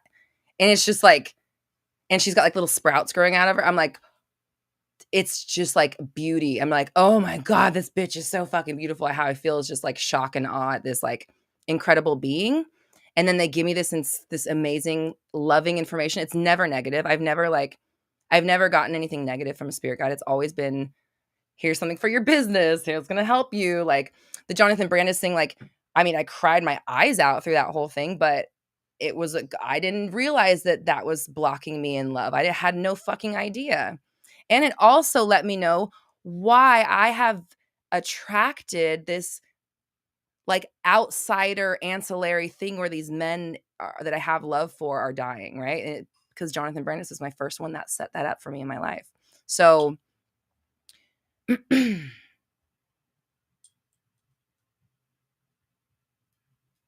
oh, you said didn't see it. You saw Kid Night. You never saw it, Leanne, from the 98, the Tim Curry one?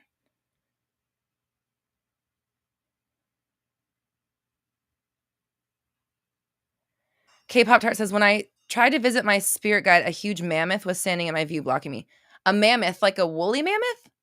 Because maybe that was your guide. You're all, get out of the way, guide. I'm looking for my guide. That could have been the guide. Dina says, we're all going to manifest seeing Jonathan pop up now. Oh, it makes my heart hurt to think about him. Mesh. Yes, that is Andromedans. You said I had an encounter with a glowing blue woman with long white hair, very beautiful and unearthly. Look up Andromedans. That's what I saw too. And I had never, so when this happened to me like a year and a half ago, I did an episode about it. At that point, I had never done a guided meditation. I had only done unguided meditations. So the very first time I ever did a guided meditation, I had already done a lot of meditation. So I knew meditation works and I had never done a guided. So I had no expectation of I didn't know what was going to happen at all. So I was very open and I had an incredibly profound experience and it totally helped get my life back on track. Cause I was like really down at that point, like when that happened. But I saw this being, it was a blue being and she was blue and she had white hair and she was beautiful and like ordained with all this jewelry and nails and tattoos. And I was like, and she told me her name was Andromeda. And like, I realized I was like, oh my God, like she was basically said, I come from there. And I was like, I've like been trying to emulate you and look like you my whole life as when I had white hair at the time.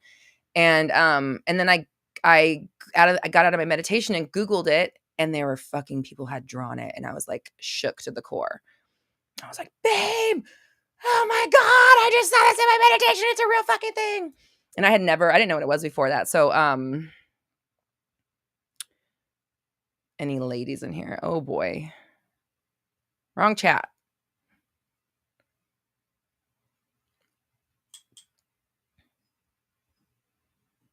When I say meditation works, what do I mean, hun? No offense. I just fucking spent like 20 minutes talking about what I mean. I can't go backwards. We only go forward. Jellycat, are you speaking to UFOs? I wouldn't say it's that. I think it's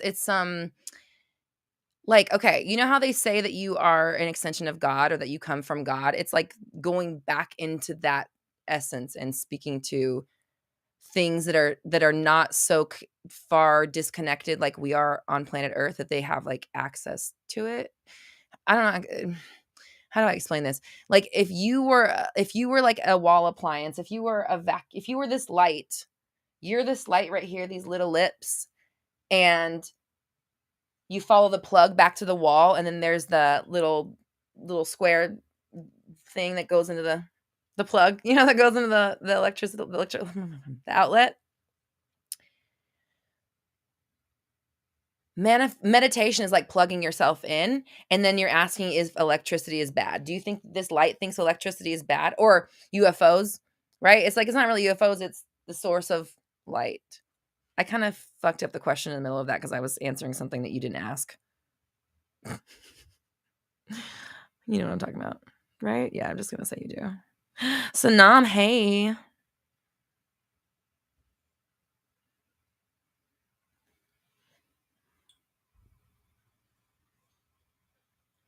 Monique says, I met a guy named Jupiter. Is it Jupiter or Jupiter or Juno for short? That's cool. Yeah, I've met a lot more. I just I always the Sentinel. I don't know why the Sentinel comes to me all the time. I see her a lot though.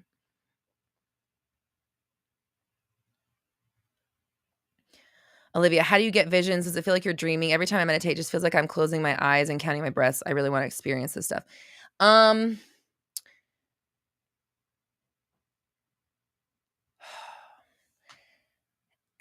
It almost feels like you're talking to yourself, but like you have to fully trust and know that you're only one side of the conversation, and to be able to like let your one side go and then hear what comes back and trust that that's the other thing talking. Like it's almost so fast that you almost can't even get your question out before the answer comes through. So like having a conversation is like really fast paced because you're like forming these questions and then the answer is being told to you. So you're trying to incorporate that. And then as your next question comes through, and then like when I see things, it's like if you close your eyes and I said to think of an apple, that's how I see it. Am I seeing an apple? No. Can I fucking think of it, picture an apple? Yeah, I've seen enough. So when I see things, it's like, okay, I'll two different things. When I'm awake and I get vision, or like if I'm getting like the analogies coming through, I see like a quick image, like of like ping pong or like a volleyball or a road or a vending machine or something like that. I'll get like an idea real quick, this image that comes through, and that's like I'm supposed to interpret that as the analogy. When I'm in meditation, for example, I'll give you an example. This one time I went and have you guys ever seen a purple mattress? I feel like if you've seen a purple mattress, it's important to kind of try to explain this.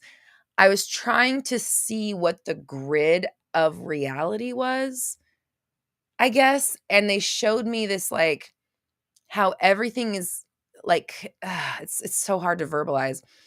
Everything is connected in this like purple energetic grid. I don't know, but it reminded me of like those purple mattresses. Um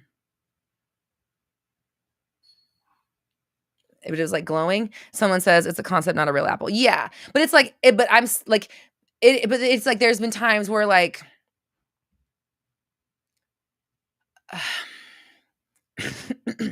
excuse me, I'm trying to think of like all the different.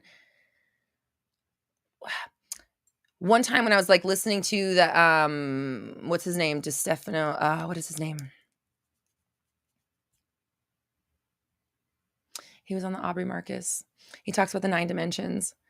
I was really into that, so I was like trying to go back like all the way up through the dimensions and then see what comes back around, how like 9 becomes 1, and like seeing all that. And then they like took me outside of like the earth, the universe as we know it. And that's, I think I told you guys before, that's when I saw the universe as we know it as just like a little smear of like a rainbow, like just a little like if from my vision looking out, it was a bunch of like little 1-inch prisms of rainbow, like just like a little 1-inch rainbow, boop boop boop, all over the blackness, and those were universes. And like so we had come out of the universe that earth and humanity is in, like zoomed out really high, and that looked like a little spectrum. And then there was a bunch of little spectrums all over the place, and those were different universes. And then when I asked beyond that, I was trying to get taken back to the Big Bang, and what I got to was, this is what I heard. Well, I think I've told you guys this before. I was like, well, what was before the Big Bang? And they said there wasn't until there was. So I guess there was nothing. I don't know, until there was. There was nothing until there was. And that's just one of my meditations. And this is what I'm saying. And like, and also like how to run my business, how to structure this, how to do my pricing, how to host this, how to connect with this, connecting with my different people, how to like so many different things that I can't even begin to express. These are just like random, meditations that I have. And and I'm doing this every day. So fuck yeah.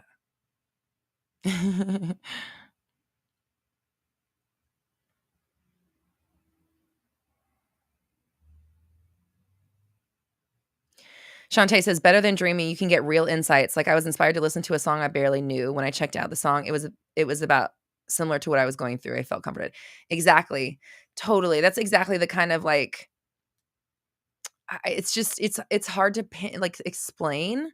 It's more like you have these experiences, you get this information and you're changed as a person from it, like there are times, of course, when I'm going to get sucked back into my reality, but I can't ultimately forget that I'm just a fucking little speck in a smear of a rainbow in amongst an infinite amount. Like it's just there's so much, or who knows what, or I'm in a fucking ball in space floating in infinite nothingness. Either way, it's all fucking. It makes whatever you're going through just kind of not so hard,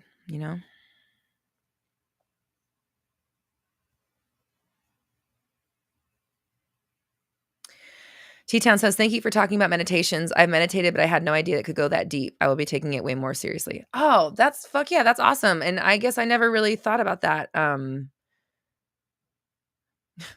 was just like, I could pull out my little journal and read you guys other like experiences I've had. But like, I've been shown like just even my husband was talking about one time he went and they showed him like string theory and how everything is like connected and like what it looks. I don't know. It's like makes things make sense. But yeah, and then internally as well. I guess for me, like I like to look at I'm the kind of person that like wants to know what's going on out there. So I try to find answers to be on. Like I always go in there. I'm like, tell me something I don't know. Tell me something I don't know. They're probably like, this bitch. Like just ask us like a question and we'll tell you. But I do just kind of like to find out I like to learn. I like to know stuff.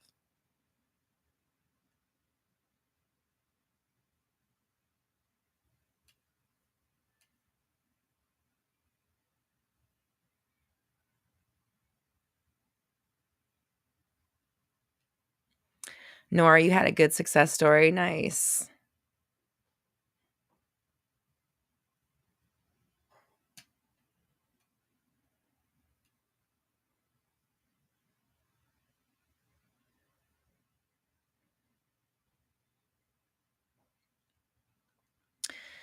Nora says, so this past weekend I had a bridge of incidents that showed me where my head was. Super fun stuff like feeling anxious, jealous, and paying too much attention to the 3D.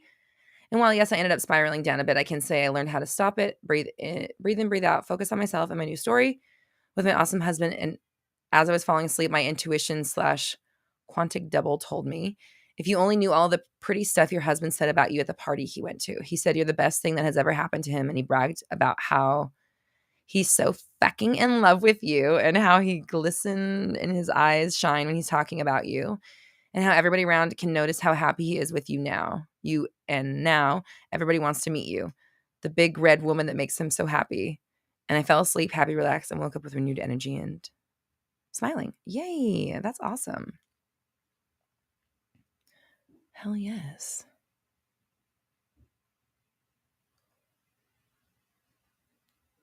Okay, Sanam says, just gotta say, I finally manifested the relationship of my dreams. I know that the money and complete healing of certain health / trauma issues is next. Saddam, okay, Saddam, rewind back like, when was I talking about? Like an hour ago, and I was talking about healing things for good. Health for sure, like, yes, and obviously we want to heal trauma. We just want to make sure that this is why I don't want everyone to think that you're healing it forever, because if it ever comes back up, like, okay, oh, hold on. I just realized something, because this is something I heard in 360 a lot, and I'm not going to call anybody out. I'm not going to say any names, but I've heard people in the group session being like, I already worked on this. Yeah, but I already worked on that. And I've healed this already. I've worked on this so many times. And it's like, and it's still a motherfucking problem. Why are you fucking bragging about how much you healed and it didn't work? No, I'm just kidding. That's not, but my point is, the healing doesn't end. Like, the wound is you. You are that wound. You came from the wound. So if you expect that the healing's just going to be done one day, you're probably going to rob yourself of more healing work that needs to be done. Because I'll tell you right now, if the person that I love dearly in my 360 group who said on the very first week, I've already healed this and I've already worked on it about 20 different times, had not done the work, she wouldn't be experiencing the shifts that she's experiencing right now. So healing in the now is what's important. Healing the trauma that's in you now. That's great, because negative stuff happens and trauma comes up, and it's like I just heard in my head, if you stay ready, you have to get ready. That's the point, is that if you know that like you're never ultimately done, then you can bob and weave as necessary in the correct reality chosen. Asha says, love your top today. Thank you. It's a dress from Black Milk. I'll just show you the bottom pieces. It is Harry Potter. I'm such a nerd. It's Harry Potter fabric. It's the houses on it.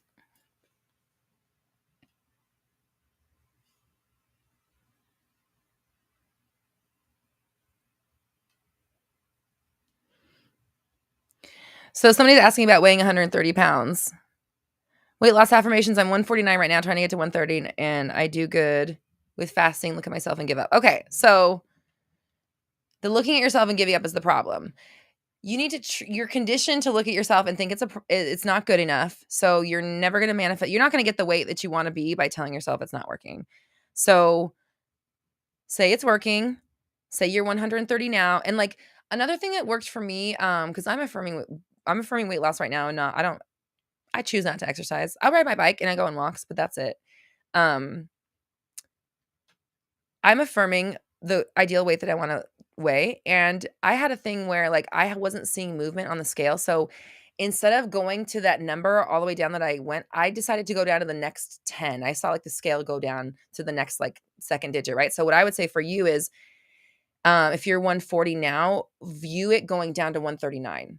Like, view yourself getting into the 130s. And visualize that when you step on the scale, that's what it said. Don't affirm what it really says.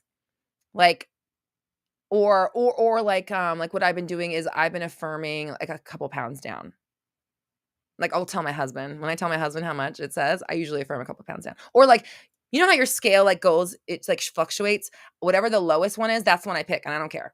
I don't care what it, when I step on it and it hits that low one, that's what I weigh, bitch. I saw that number. So like, you can kind of control it the way you want to control it, but it's like, just because like right now I'm baby stepping it for me, because I noticed that worked, because I had been affirming the big number for a while and I didn't see any change. I started affirming the baby steps and I saw a change. So now I'm just going baby stepping it with what I'm doing. So I'm actually even going pound by pound, and it's not a problem for me because I am a kind of a control.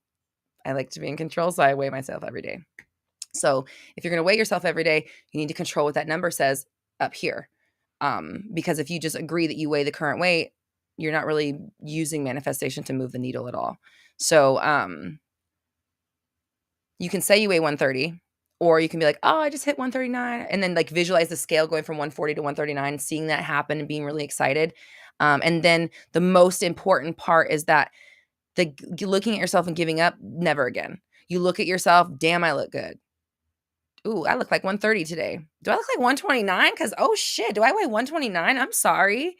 Did I just, oh my God. Like, you know what I mean? You really just, you have to change the way you look at yourself, the way you talk about yourself in order to use the manifestation in this way. You know, if you're just using 3D reality, then cool. Say whatever the fuck you want to say about yourself. But, you know, if you want to make change without doing as much, you know, heavy lifting, start with the words. Mimi says, I just watched all the Harry Potter movies and now on to Fantastic Beasts. Fantastic Beasts 3. I have a major bone to pick with that movie. I'm gonna be real. I was very not happy with that movie. Leave it in the chats if you want to know why. Yeah, go ahead, Shantae. What do you have a question about?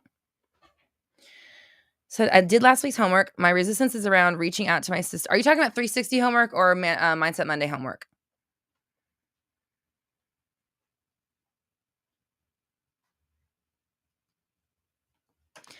Tiffany says, podcast idea. Can that be an episode? Healing is a lifelong journey.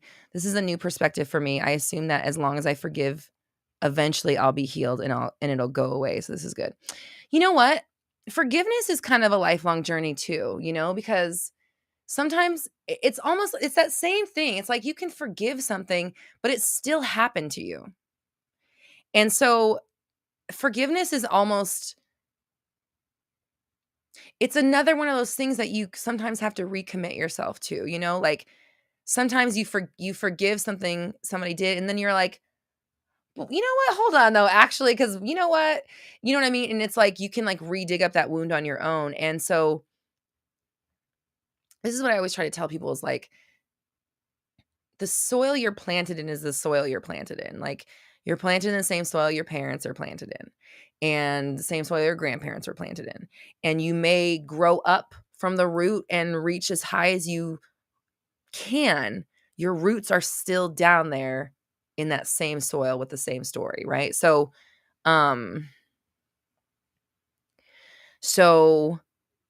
allowing yourself to see healing as modular. Okay. That's the word that came up.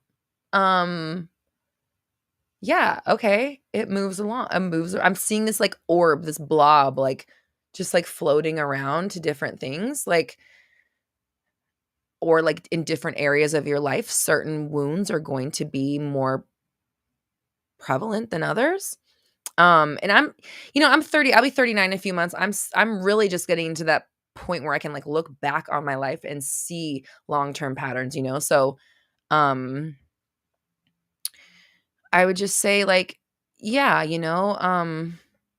oh, Tiffany said you do that. You unforgive. Yeah, so I think forgiveness and healing, it's like it's an ongoing journey and it's a dedication to it in the moment. So, Tiffany, actually hold up cuz hold on. Is your story not I'll get love once I heal? And then that just gives you a perfect reason to not get the love because healing, when are we healed? How long does healing take? When do I just decide I'm healed all of a sudden? So I don't know. Tell me your thoughts.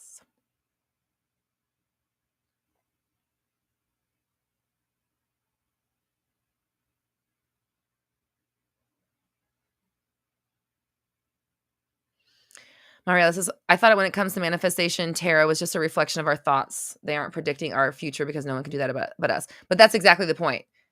We can predict our future. So that's what tarot is showing, your predicted future that you predict for yourself, right? It's not necessarily the future you predict for yourself, but like what Dina was saying, it mirrors your current state of being. It's basically like if you stay on the path you're on, this is what's on that path. That's what tarot shows. This is the path you've been on. This is what's down the road on this path. Should you go on a different path, then obviously, just like if I went down a different street, there's different houses on it.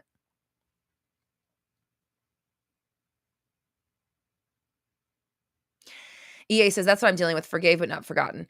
Listen, I'm like that too. Like I'm very forgiving. I don't hold grudges. But I don't forget at all. But I'm also, you know me, I'm like no judgies, but I like to know what's going on. So I'm like I like to know people's drama and gossip, but I don't judge them for it. But I just want to know what it is. Like I want to know what your things are, but I don't judge you for them. So like same thing kind of goes with forgiving. It's like I'm not going to hold somebody like I've fucked up. I still fuck up all the time. I put my foot in my mouth all the time. That's literally why my business is called Roxy Talks, because I want to do good with my mouth. And I've like said a lot of dumb shit my whole life. You guys see me pop out. Things just come out of here. So, Tiffany, we love you. Okay. Oh, fuck. had to bring the whole house down. I don't even know what we were just talking about. I forgot. Tiffany's crying and now I can't remember what we're talking about. I love you, Tiffany. I'm so sorry. I hope it's good tears. What was I even saying? I can't even fucking remember at all. Oh, forgiveness. Okay. Yeah, but like I don't forget. Like I also don't really let people come close to me once they fucked me over. I kind of like draw an energetic boundary. Like I'm very much like fool me once, shame on you, fool me twice, shame on me. Like, well, there's just you ain't gonna fool me twice. It's that. Like I don't if I see you're capable of that one time, that's all I need to know. And I will just remove myself from your proximity. No hard feelings, no love lost. You do that over there, just not over here. So Dana says Roxy be talking. Shinjini, hello. So yeah, like I don't know what the fuck this is, whatever. I'm just talking, man. I'm just Roxy talking. Tiffany says, it's good. It's a breakthrough, I believe. Breakthrough tears, good. You don't even have to say you believe. It just can be a breakthrough. Because you decide whether it is or not. You also decide that you don't get love until you're healed. That's not true. Because there are so many broken ass motherfuckers out there in relationships, okay? And honestly, we're all broken in some way, right? Like, who is fully free of wounds? Who has never been harmed by life? Who's never been harmed by Regina George? Who's never been harmed by life in general? Is it possible, other than like, a baby growing up in a loving household, at some point in a human being's life is going to do what life do, So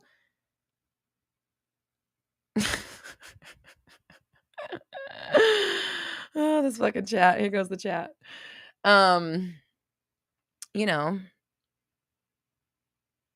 Scarlet Witch, what mouth? Yeah. That was fucked up. That was messed up.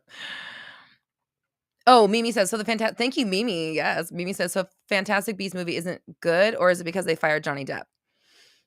Okay. I have my own feelings on that. Actually, hold on. That brings something up because you guys, I don't know if you know this about me. I love tarot, obviously. I also love celebrity culture.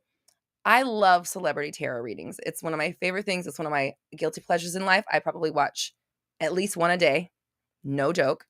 Aphrodite is my favorite, but there's also a lot of little channels that I love. I feel like, I don't know, Aphrodite is like the only celebrity channel that's popular, celebrity tarot channel. But there's a lot of like, it's Keisha, celebrity tarot readings.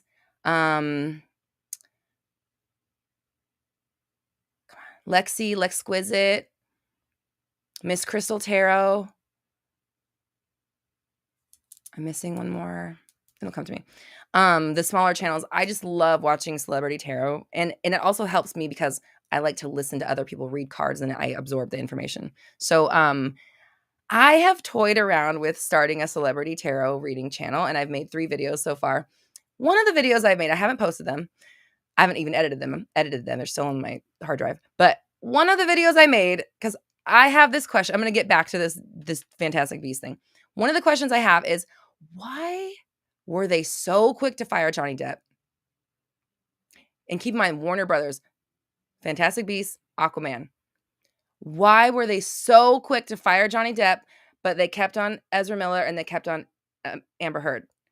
That question was really like eating me up. So I did a tarot reading on it. So I have my own opinions about that.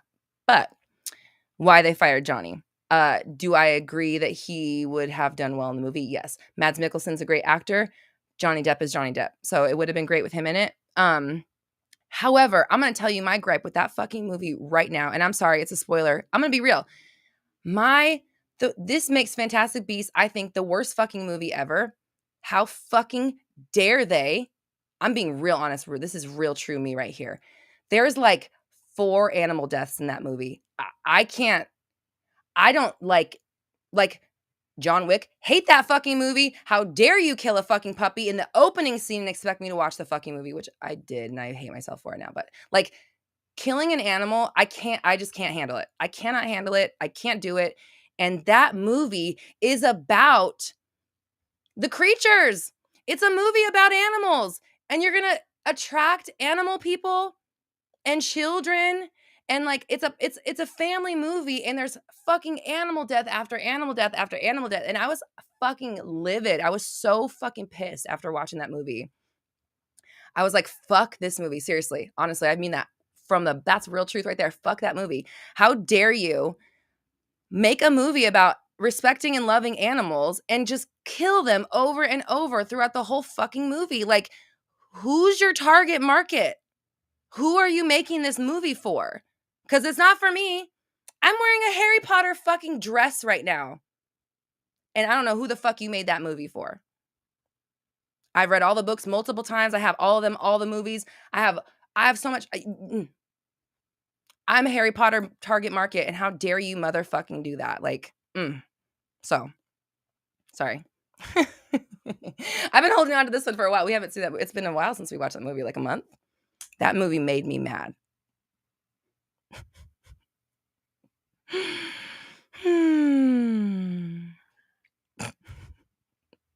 Babe, shut up. You laughing at me?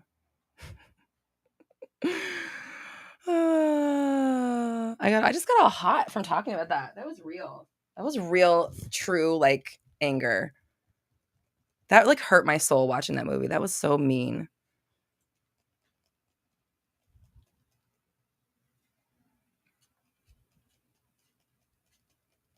It'd be like if they made a movie that was called, like, Magical Children and How to Nurture Them, and then they just killed the kids the whole time. Like, you're like, what the fuck am I watching? What is this?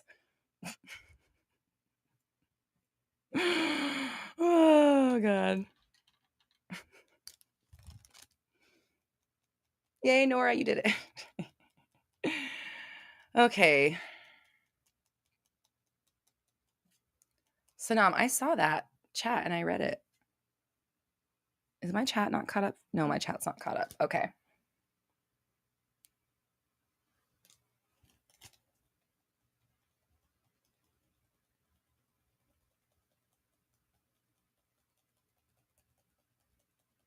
Dina says I'm also sweating all of a sudden.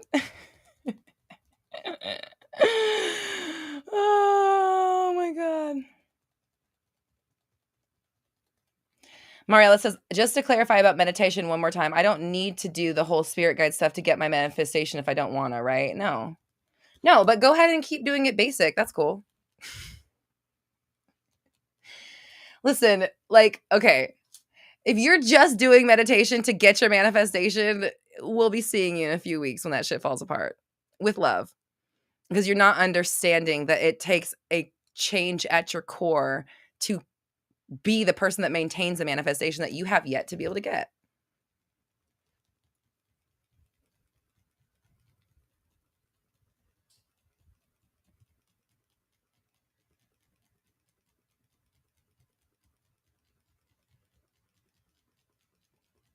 Emily, can I repeat the celebrity tarot channels? I'll try, but you could also rewind it.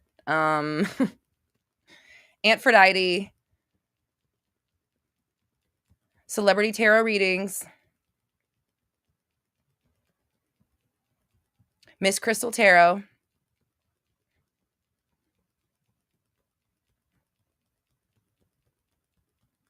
L'Exquisite readings,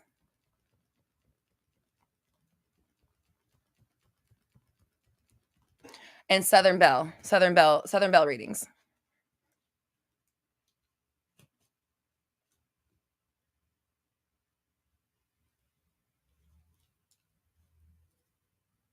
But yeah, thanks for reminding me, because then I was able to get that last one that I forgot.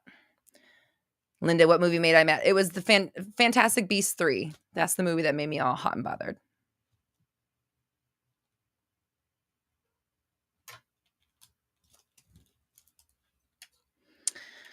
Okay, so homework. Shantae, you were talking about, let me see if I can scroll up and find that again. Oh, that was easy. Okay. I'm dealing with some trigger. No. Last week's homework around my resistance around reaching out to my sister, though she asked for no contact, but it's already been a couple years. I did the visualization. Now I'm feeling like, what's next? Take action. It's more fruitful Is it more fruitful just visualizing and changing my story about it? The issue is that you're back to uncertainty.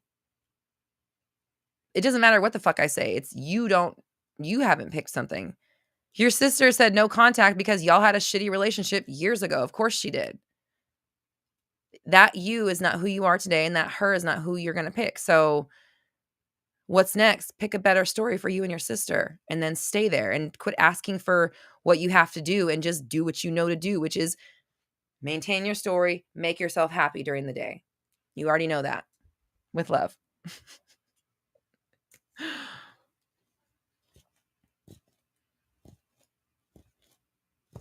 April, same answer I just told Shantae. How do you deal with impatience? I know manifestations are coming and feel good about it, but why isn't it here already? Quit looking at the fact that it's not here and find other things to distract you and bring you satisfaction and joy for living in the meantime. Because if you just keep paying attention to what's not here, it's not coming. It can't just pop into your reality while you're expecting it, while you're like saying it's not. This is what I've been telling my clients. The 3D reality is taking its cues from you. So if you're taking its cues from it, then you guys are fucked. Everyone's fucked. 3D reality is taking its cues from you. So you need to tell it what to do. If you say it's not here, then it's not coming. I mean, it's coming, but it's like the package arrived and you didn't sign for it. You sent it back. So they're going to try to redeliver it tomorrow. And if you don't sign for it tomorrow, then they're going to try to deliver it the next day. But if you don't sign up for it the next day, then they're going to try to, it's just, you have to become the allowance. You have to be this is the problem. The impatience screams, I don't have it. So you need to find a way to feel like you don't need the thing you're looking for. Even though you want it, no one's saying you shouldn't want it. I get that. But you need to find a way to stop emitting such desperate energy to the universe by emitting satisfied energy to the universe.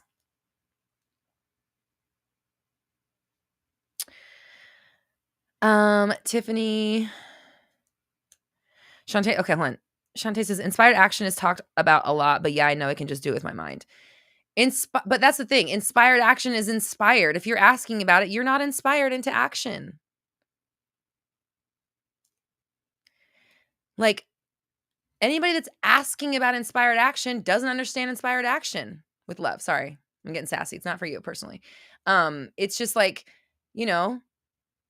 inspired action happens without you realizing it's happening. It's something that it's inspired. It takes you. And then you're like, oh shit, that was part of my. If you're like, okay, I'm going to do this and I'm going to do this and I'm going to do this, that's not inspired. That's you manipulating the 3D. Okay, Tiffany says, was it easy for me, Roxy, is it easy for you to embrace your change and elevation, or did you struggle with your newfound greatness? I've been wobbling on this. Oh, you're so sweet. Okay, how about like when I've decided it's time to elevate, it's never been hard once I get there, right? Like once you're at the elevated perspective, you're just like, ugh, I can't believe I thought so low of myself. Like you're just like, ugh, that's right. You don't want to be a part of that anymore. So like leading up until that moment, I would say that I go through doubts just like everybody else. I go through like, can I, should I, will I, do I get to, do I deserve, all that stuff, just like anybody else. But I don't like sit there and ponder those things like it matters. If I see myself thinking that, I'm like, oh shit, there it is. Gotcha, little bitch. It's like, it's a game to me. So I would never like take my worthiness and take it literally. I would never just sit there and take my unworthiness. Like the second I realize I'm doing it is an empowering moment because I just realize, there's when I do it. That's one thing I do right there. That's something I've been saying. So I will say, like, for me as a person, I didn't grow up with like a lot of money. So, and my dad was a musician. I was around art and like intuitive thinking and fucking make it on your own, do it yourself kind of energy. So I really just feel like I grew up with this idea that like I'm gonna figure it out I'll figure it out myself. Like you watch. Like I will move in silence and all of a sudden you're just gonna see me over there fucking having the thing or doing it or whatever. Because I don't know. I just feel like if I want something cool, now it's mine. I'm gonna have it. Period. I will figure it the fuck out. So that I think is something you can't teach, and I've noticed that as a coach. It's not something you can necessarily. No, sorry, it's not something. I don't mean that you can't teach it. I think it's something that if you don't have it, you have to teach yourself. That's what I'm trying to say, right? Like, um, I just naturally, I'm like a scrappy, like I'm a do-it-yourself kind of person. When I was younger, I didn't have all the money to do the things that like other kids did. So I would do it myself, figure out how to highlight my own hair and like do my own acrylic nails and how to do makeup. And like, like I would try to recreate fashion looks out of like my Target clothes, like try to pair up the low quality or lower cost things that I had in the way that they did it in the magazine so that I would look I thought I looked like it, right? Like, I thought I was looking like just like they did out of the magazines. Or like anytime I saw someone with something that I wanted, I would just recreate it myself. And that's kind of like how I became kind of like a Renaissance woman or a jack of all trades, is because if I saw something I liked, I just taught myself how to do it. I could watch someone do something once and I'm good to go. Like getting my hair done, getting my nails done, getting anything done. I'm just watching you do it and we're good to go. Like I just need to see it one time. I'll do trial and error a couple times and then I'm ready. So I don't know if that, because I'm able to do that, it makes it easier for me to like make radical changes in my life and just fucking dedicate myself to them until they happen. It's almost like to me there's no other option. So and I don't know if that's because of how I grew up. I don't know if it's because I didn't have like all the resources that everyone else had as a kid. So if you did have resources or you weren't challenged or you weren't supported or you weren't taught that you could do stuff, you have to teach yourself that.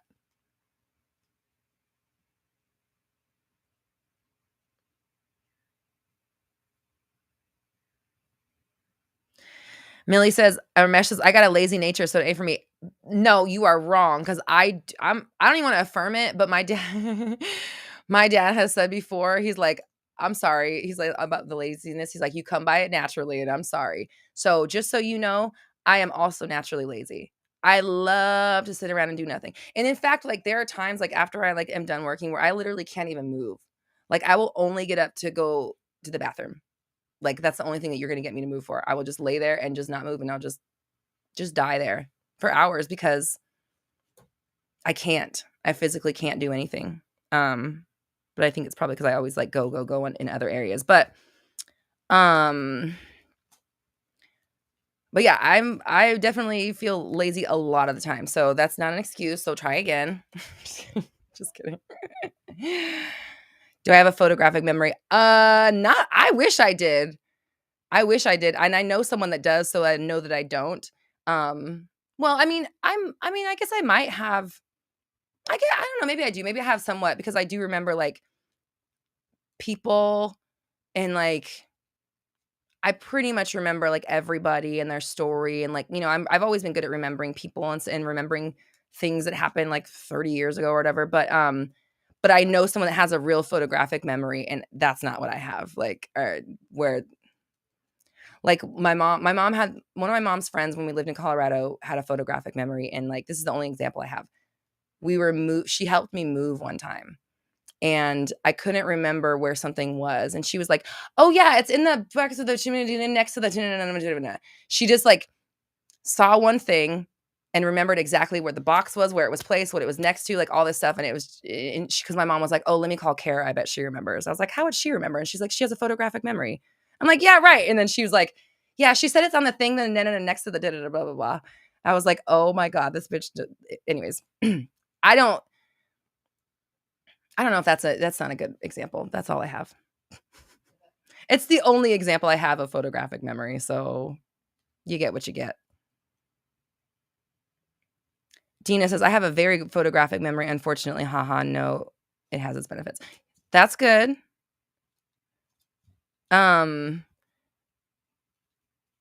It's good to remember shit because that stuff comes in handy.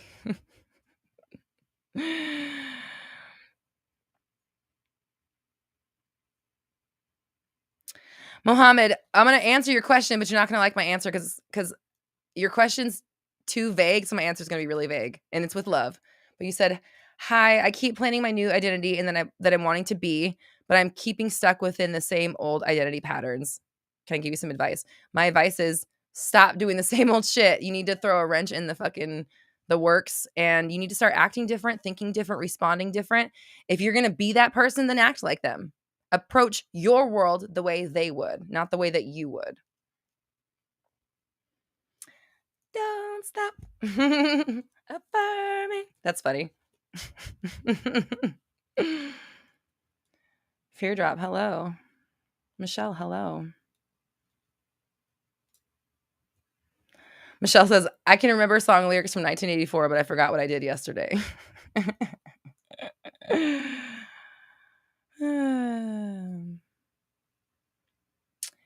Leanne says, when I watched that show Heroes back in the day, I wanted that superpower where you can watch something one time and be proficient in it, like you just described. Okay, first of all, I loved Heroes. Heroes was so good until the writer's strike. But that's funny that you said that. I think I would always want to be like either invisible or to hear people's thoughts. Those were like the powers or to fly. I would do that one too. Mimi says, why do people say everything is an excuse when sometimes it's just a reason? Because you're using that reason to explain why you can't do something. And if that's the case, then it's an excuse.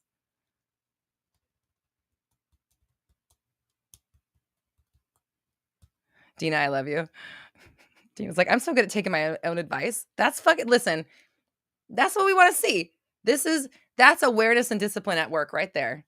I don't know what you meant to say, but it doesn't fucking matter because what I do know is that you're really good at taking your own advice and you give great advice. So that's got to be good. So fuck yeah. Congrats, Dina. That's how we do it. All right. I need to do homework because it's time to go.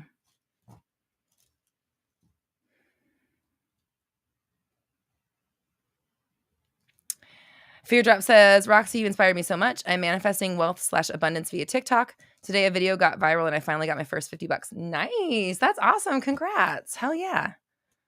Let me tell you, I have to tell you something. I feel like I was just given this weird insight like yesterday, and I feel like this was for you because it's coming back up again. Do not worry about going viral, and do not get hung up on the video that went viral. Do you know what I'm saying? Like, going viral is luck. It's like, okay, I was just listening to Tony Robbins. I was listening to a bunch of wealth people on Lewis Howes this morning. The Tony Robbins segment, he was talking about how, like, if, like, let's say that, like, he was talking about investors, like, on Wall Street. Like, let's say that a trader happened to trade on, like, the 10 best trading days of the year. Or let's say that a trader, like, happened to get, like, their last 5 trades happened to be with stocks that, like, went up really high. Oh, now I'm sorry. I'm trying to remember the whole fucking thing. They compared it to a room full of monkeys given, like, flipping a coin. And, like, I think they said that, like, one monkey got 19 flipped heads 19 times in a row. They're like, when you look at the monkeys flipping heads and tails 19 times in a row, it looks like luck. If you were to look at, a hedge fund person who gets you, 5 good investments in a row, you call them a genius. But it's just luck. So with TikTok, what I'm trying to say is you have a better chance at maintaining the virality and riding this wave if you create from the space you created that one in, meaning you didn't know that was going to go viral when it went viral. What made you do it? What energy were you in? How are you feeling? What were you thinking about it? And how are you feeling when you let it go? And just being in the energy of creating to create, of enjoying being on TikTok and seeing the fruits of your labor come back to you, but not necessarily trying to create a viral moment or even worse, recreate a viral moment, okay? Like, the next viral moment is going to come from you doing the next authentic thing that catches people's eye, right? Not doing the thing that happened last time. Because by the time it's out, it's already old news. Like the second time I see somebody do a TikTok trend, I'm like, ugh. You know what I mean? Like, it's so annoying the second time. The second time you see something like banana, whatever, you're just like, ew, get a life. Like, the second time you see somebody recycle a meme, the second time you see somebody take what someone else said and made people laugh and make it their own, it's given this. It's given this. Like, no, it's given get the fuck out of here and learn something, do something different and stop copying everything that everyone's doing. Like, I can't stand the fucking culture of everyone just leeching off of other people's viral moments and like it's just gross. Like it's it like literally gives me the ick to see like I'm just like ew. I'm sorry, nobody asked for my opinion on it.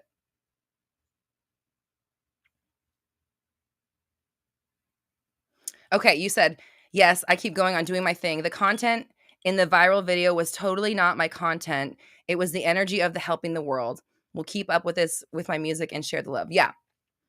The energy you did it with is that's exactly what I'm talking about.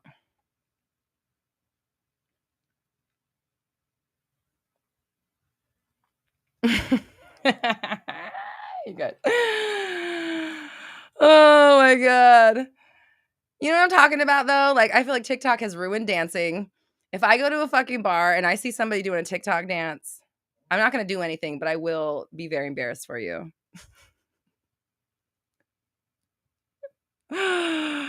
Okay, let's stop talking about TikTok. Let's stop trashing it. That's all I'm going to say.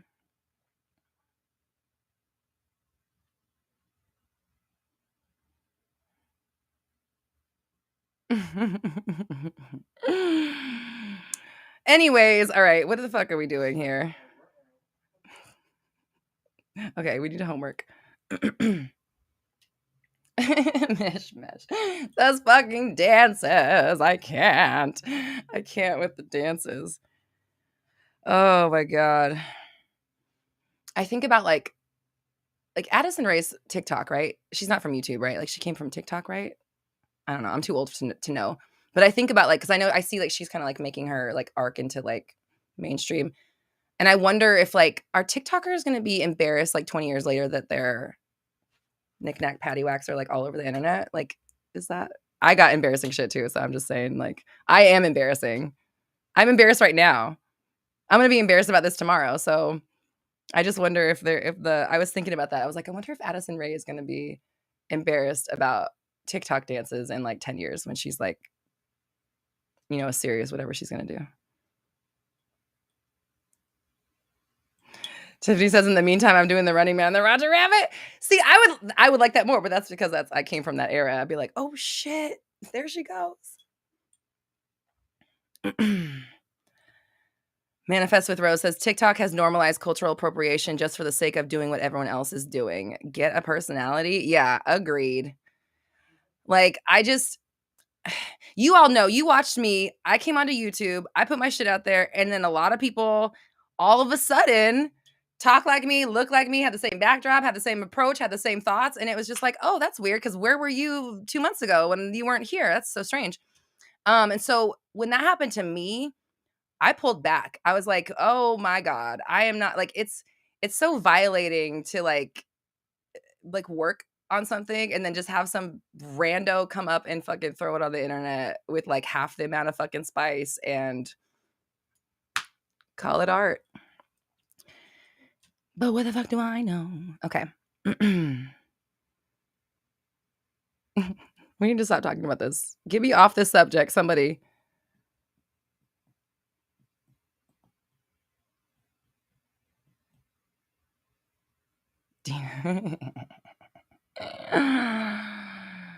Hey, I'm not gonna lie. I've always been a trendsetter. I can't deny it. It is what it is. Who would I be if I didn't own it, right? I wouldn't be me. I wouldn't be motherfucking me. So anyways, homework. Okay. Oh my God, I just realized I thought of one in meditation and now I can't fucking remember what it was.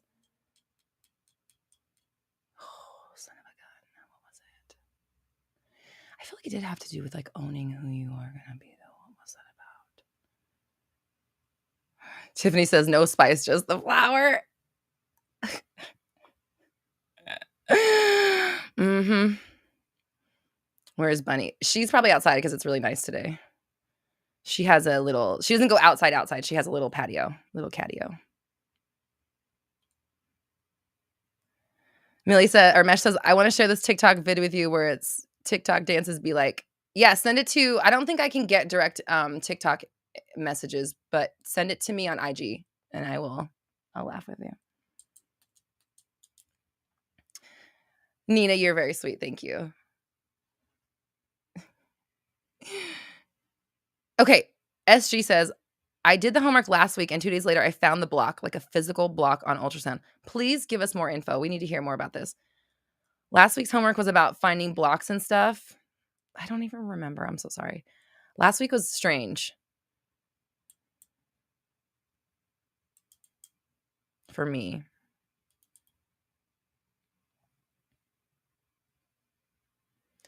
Mystic says, I want a cat patio so bad, so I'm taking this as a confirmation that my new house will have one. Yes, absolutely. She loves that thing. She just screams at us till we freaking open the window so she can go outside. She like waits. Like when I wake up in the morning, she's just like sitting there like,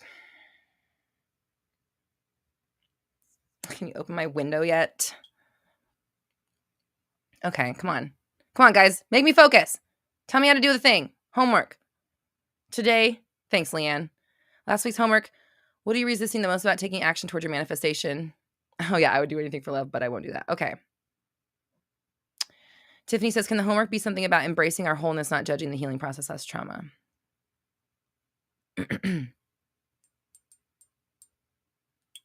SG says, I imagine myself using donor eggs to have a second kid. Wow.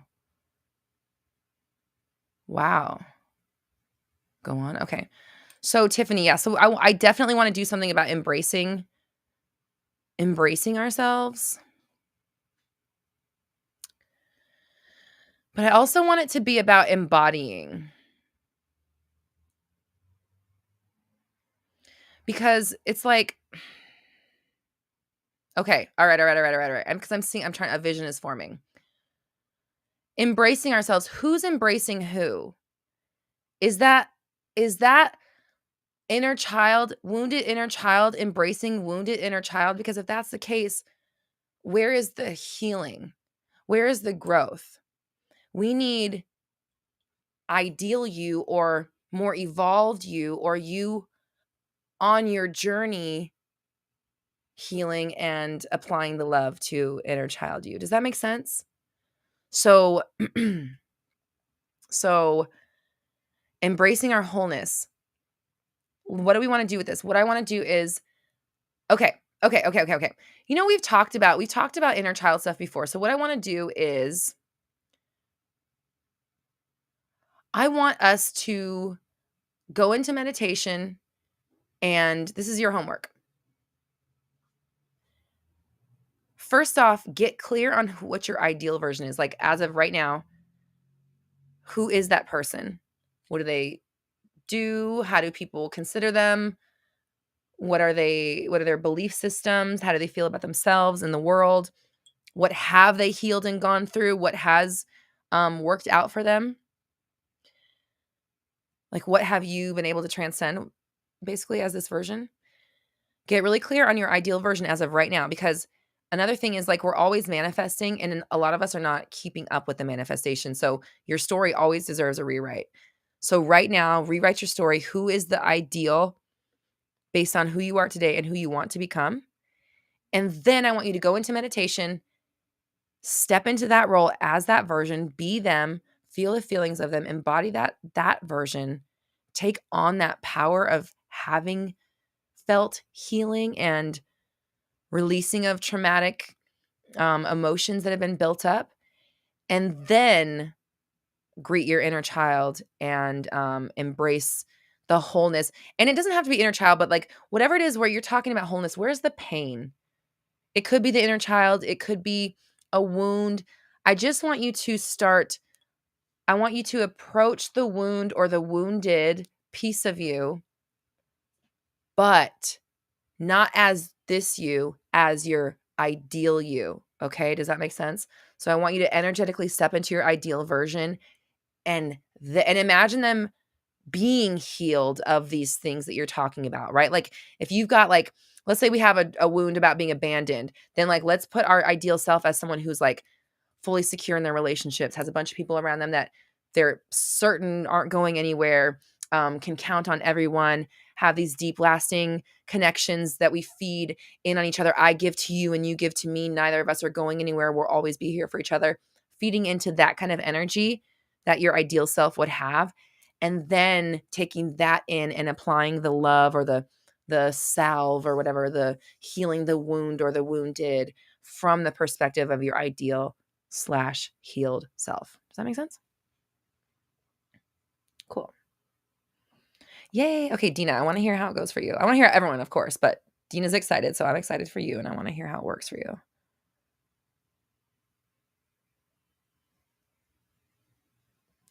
Black Goddess says, let's manifest another gift. You already got one coming. You already did. It's already on its way.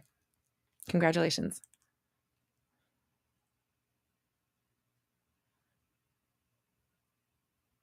Oh my God, this chat is getting spicy in the chat. Oh my goodness.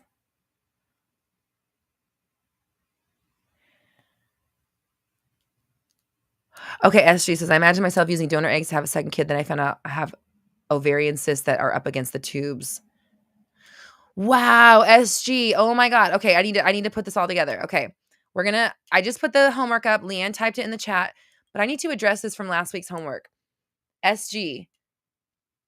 I did the homework last week, and 2 days later, I found the block, like physical block on ultrasound.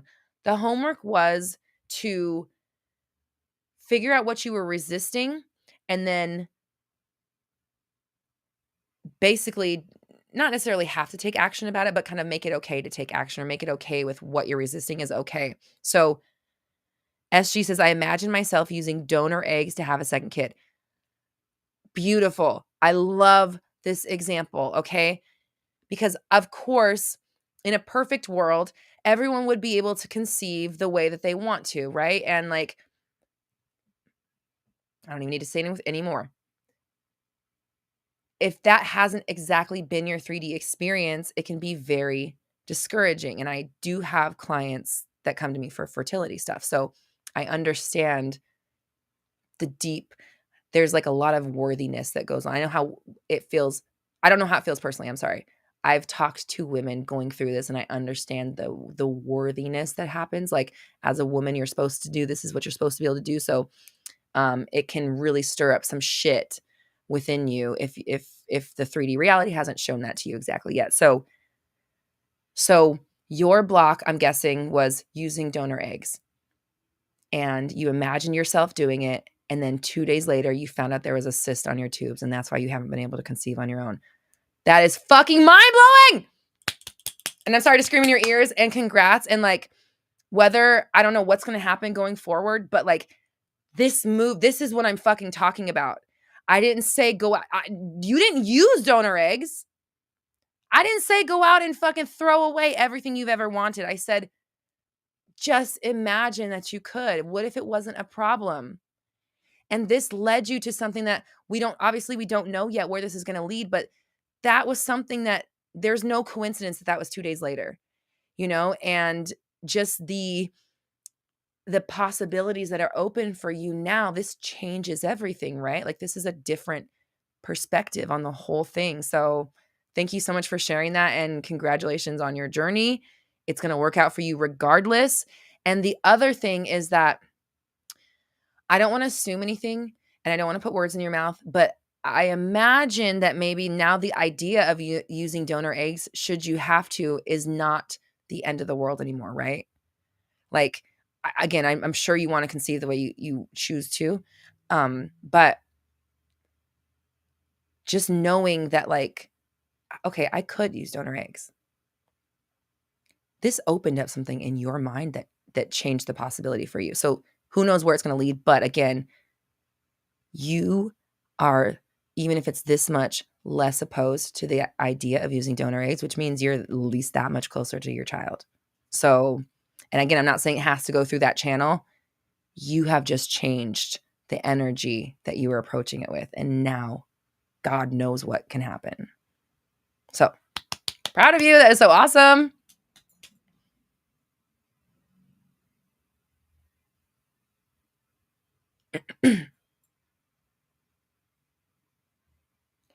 Mystic Dragon said about the homework, yes, this is very similar to what I guide my clients through when we heal their wounded fragments or inner child. Ah, perfect. Okay, cool. Awesome.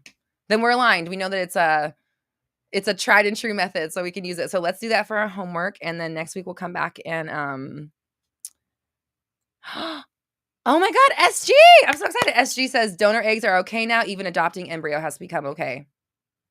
Oh my God, I just got goosebumps. I just got full body chills. Oh my God. Woo. Sorry, they're not going away. I'm like still feeling it. Whoa.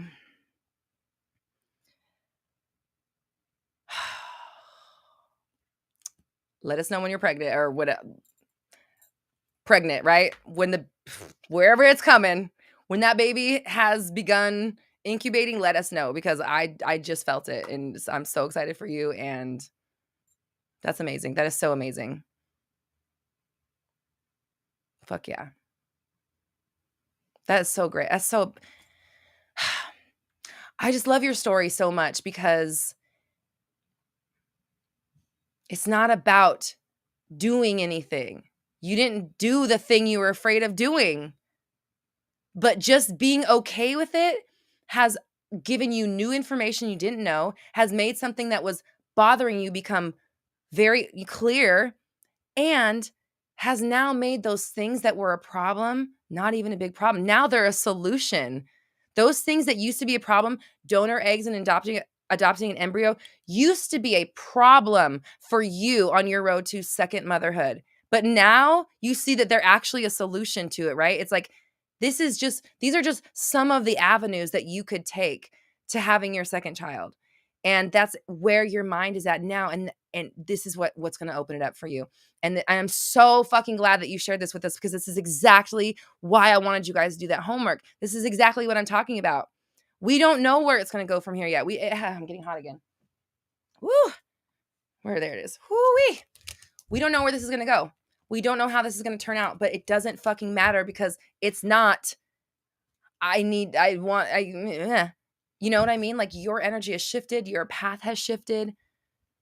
I'm just really excited. And everybody here, please know, like, remember last week we were talking about that thing that I would do anything for love, but I won't do that. What's that thing that you're too scared to do? For those of you that, live a block away from your SP that refuse to go knock on their door, not because I'm telling you to, but because you fucking could. And the fact that you have no contact and you're ignoring the fact that you live around the corner from them is part of the reason you don't have them. So not ignoring, but you know what I'm saying. So SG, thank you so much for sharing with us. Really showing us that it's not about this is again, not lifting a finger. You have cleared away so much just by imagining that thing you thought was a problem was okay. I hope everybody's paying attention. I hope everybody's really fucking inspired. And this is exactly why I'm going to be doing group coaching. Because like that in a group setting in person would be life-changing for people. I mean, I would say it should be life-changing for some people just in this now. But please know that all you have to do is open up the energy. No one's asking you to fucking do something that makes you not comfortable in your own skin, but just start by saying you could, that it's okay, or that there's options for you or something.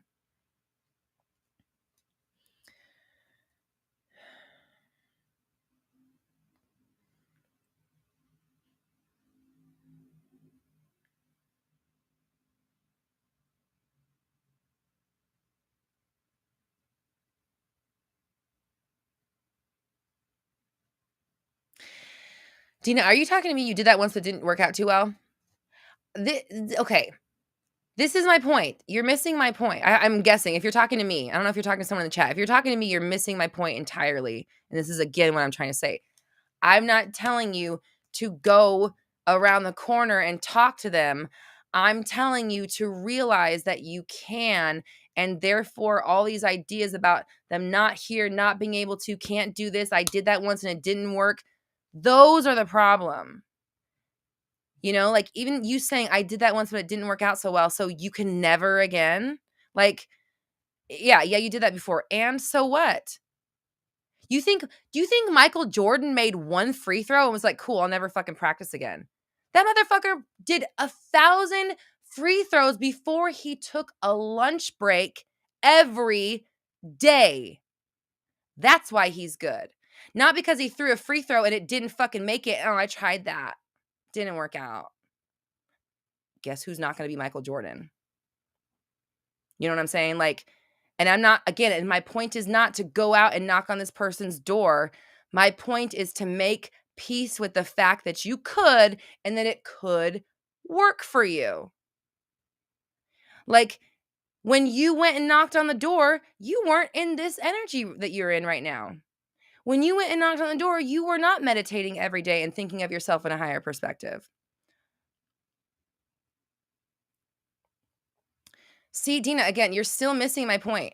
You said, I think it's more about that if I get rejected, it would be I would be absolutely destroyed. You're missing my point. Why are you imagining yourself? Sorry, you're like, I see what you mean. Okay, I'm yelling at you. I love you. Why are you inserting rejection into the fucking manifestation? Why are you inserting the fear into the fucking dream? Why are you saying I could, but I'm not going to because it's going to ruin me? You'll never have it. Your language is making your reality, and the language is your beliefs, okay? So SG, when I'm just going to make an assumption. When SG started this exercise, they did not want donor eggs, nor did they want a donor embryo. From the sound of it, that was off the fucking table. And maybe so was the pregnancy. I don't know. But the second they made peace, did SG go out and get the donor embryo? Did SG just come here and say, I got the donor eggs because you said? No. So your argument should never be, because you're missing what I'm saying to you.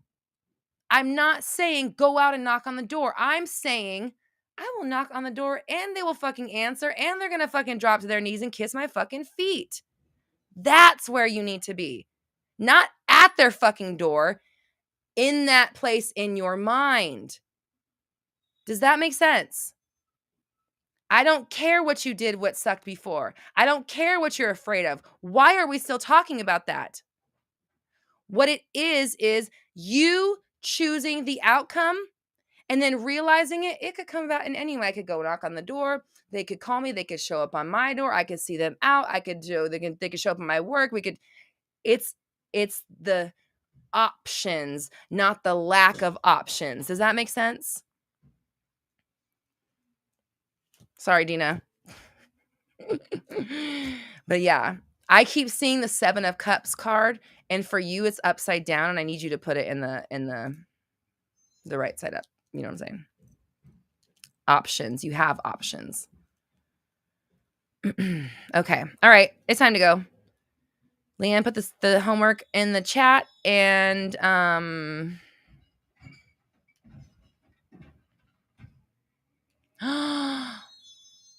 meow. Wow. No, we do not judge people here. So I don't know if it's your first time, but if it matters to you, that's cool. But like, it's really none of your business what other people do with their bodies. So like, we just don't comment on that and make people feel shitty for their choices. So we're not going to do that to you. And we definitely aren't going to do that to our family members here. Dina says, it makes sense. I'm not stable enough in my story about him at this point. Right. And I hope what you're saying is, Dina, I'm not stable in my story enough about him at this point, period. Not, I'm not stable enough in my story about him to go knock on his door, because again, if that's what you're saying, you've missed the point again.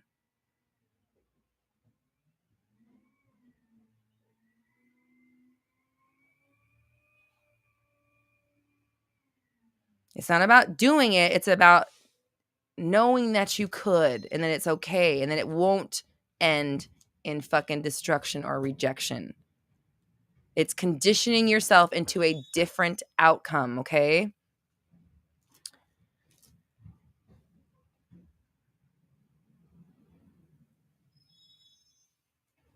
Shantae says, I'm totally in agreement with Dina here. Somehow we're thinking with fear instead of belief. So damn vulnerable when it's someone I love. Like my vision gets clouded there. Okay. Dina, gotcha. Okay, yeah. Listen, I get where you guys are coming from. You have to understand that, like, I get it too. I've had unrequited love and those things and like crushes and people that didn't return this. And I've been there before, but it didn't help me to wallow in it and keep talking about it to anybody that would listen about how it didn't work. And in fact, it was me doing the exact opposite of that, which made my relationship fall into place within hours. Okay. Like, I get it. Like, I'm not out here telling, okay, I'm going to explain something to you guys. Actually, here's something you might not know about me that will maybe help. I am a Tri Sigma. I was in, well, I mean, you're in a sorority for life. I went to school on a commuter campus. So my school was in the middle of downtown Denver, and they didn't have dorms they have dorms now, but they didn't have dorms when I went there. So everybody that went to that school had to drive in. And so it was really hard to meet people because we didn't have dorms. We weren't like around each other all the time. We were in each other's classes, and then you never saw each other. So a sorority came to my school. It was the first one, and I was like, I'm joining. I ended up becoming the recruitment director for the first year of our sorority. And one of the rules, the bylaws or whatever, is that we can't haze, right? There's no hazing. So hazing is when a new member has to do something that an old member doesn't have to do. So anytime new members came through, which they call it, in some colleges they call it rush, but we called it a new member period because it's not rushing your new members. We're bringing our new members on. And during that period, new member recruitment, we all had to do all of the rush things, whatever, but like we had to do it all together. So just so you guys may not know this about me, but like I come from this mentality of like, I'm not going to like tell you to do something that I'm not willing to do myself. I'm not going to like tell you this crazy advice and then like go on in my life and not be taking it, you know? And so like, again, when it comes to this, like letting go of your SP or dropping the old story or getting the new version, like I'm not saying I'm an expert, but I am somebody who has this worked for me. I did those things and it worked, and it's still working. I'll be married 9 years in September. So I like, when I'm sharing these things with you, make peace with the things you don't want to do. I do that too. Like I'm always working to shed the limiting things that I'm thinking about myself so that I can progress farther in my life and show you. So holy fuck, it's almost been 3 hours. I have got to go. It's so hot. Okay. So just know if I'm sharing anything with you, I come from a background where I'm not going to give you stuff to do that I'm not willing to do myself. Okay. So anything I tell you has been done, practiced, backed by me, and I've seen results in my life, and I've also seen results in countless of your lives.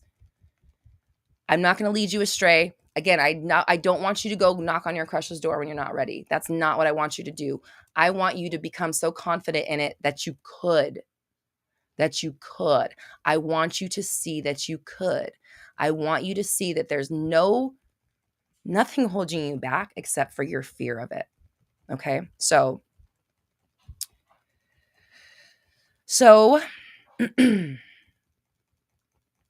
okay, you got it now, Dina. Okay, good. Yeah, I'm so glad. Okay. Dina says, by me thinking that isn't an option is basically me keeping me in a state that blocks him from coming through. Yeah. You thinking it's not an option keeps you in realities where it's not an option. So it's like, if I can't go knock on your door, even though you live down the street from me, then all of the reasons that I can't are going to exist between us. And also that creates a block for them to come knock on your door, and it's like, and it sets you up for failure in all these other ways. Cause why can't I knock on the door? Well, because this, and this. All of the reasons why you can't are all in the way, right? So when you can just be like, I'll go knock on I'll go knock on their windows. I will knock on all of your doors. I will fucking go to your back door. I'm going to climb through your basement window. I don't really care. Not that again, I am not saying go fucking climb through their basement windows. My point is, bitch, if you live down the street and I need to say hi, I'm going to be, oh, she's down in the basement. Hey, girl. Like it's not a big deal. That's the energy we want to approach it with, because then you have a clear channel to come through. Tina says, I wish I wasn't like this. You're not. Quit affirming you are. Tim, hey. Glad that how are you? Good to see you. And Tommy, I'm sorry. I saw Tommy and I didn't even fucking say anything. I'm so sorry, Tommy. I was in the middle of answering questions. Are you even here? All right.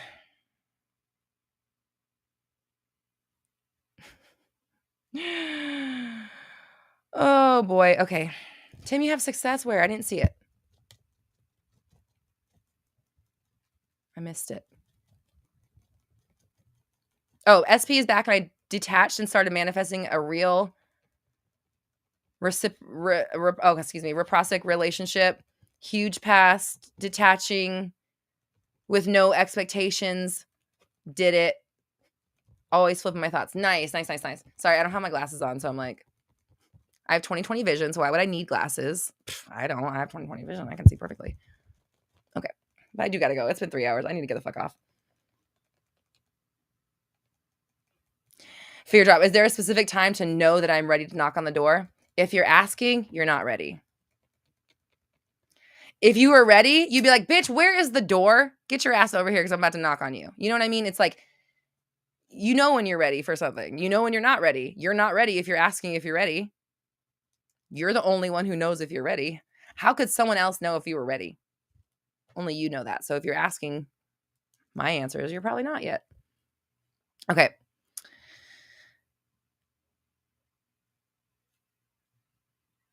I know it is hot. Okay, let's get off so we can go stand in the not hot under the lights. And everybody, I love you. I appreciate you. Thank you so much for being here. Thank you to yourself for showing up. Thank you from me for showing up and being a part of the fam and sharing your story and being vulnerable and connecting with everybody in the audience. Remember that we have new stuff coming. So there's new programs. One-on-one coaching is going away. If you want one-on-one coaching, you have until the 31st to sign up for it. My July calendar is full, so you'll have to schedule into August, but you'll still be able to schedule. If you purchase now, you can still schedule, but you won't be able to purchase past the 31st of July. So that's happening. And then what's coming next is the new subscription program, which will give you access to all of my courses, plus my brand new, I'm doing one new monthly course every month, one new live course every month. So the monthly subscription will give you access to all the pre-recorded courses, including 360, all of the meditations, all of the affirmations that I've made, plus the new course that we're doing every month. So you'll get that. The new course will be available by itself. If you just want to do the one, you can get that. There will be a community involved as well, so that you are doing group study with each other. That's going to be going on for the group programs. And then I will also have a mastermind that will be a higher level where we do, it's basically one-on-one coaching, but it's hot seat coaching. So there will be a group of us, and then I will address each people individually through coaching. And that's how you'll be able to kind of talk to me personally in your situation. That's in our masterminds. For right now, we're going to be doing a business mastermind and then probably a coaching mastermind after that. So that's what's coming down the line. Again, Roxy talks for any of that stuff, one-on-one coaching, all that stuff. So, yep. And I appreciate you all. I love you. Thank you so much. And yeah, do your homework. Either rewind or scroll up or go to roxytalks.com/homework to get the homework from Leanne. She'll put it up there. And follow me on social media and junk. Okay. I love y'all. I appreciate you. I will see you next time. Bye.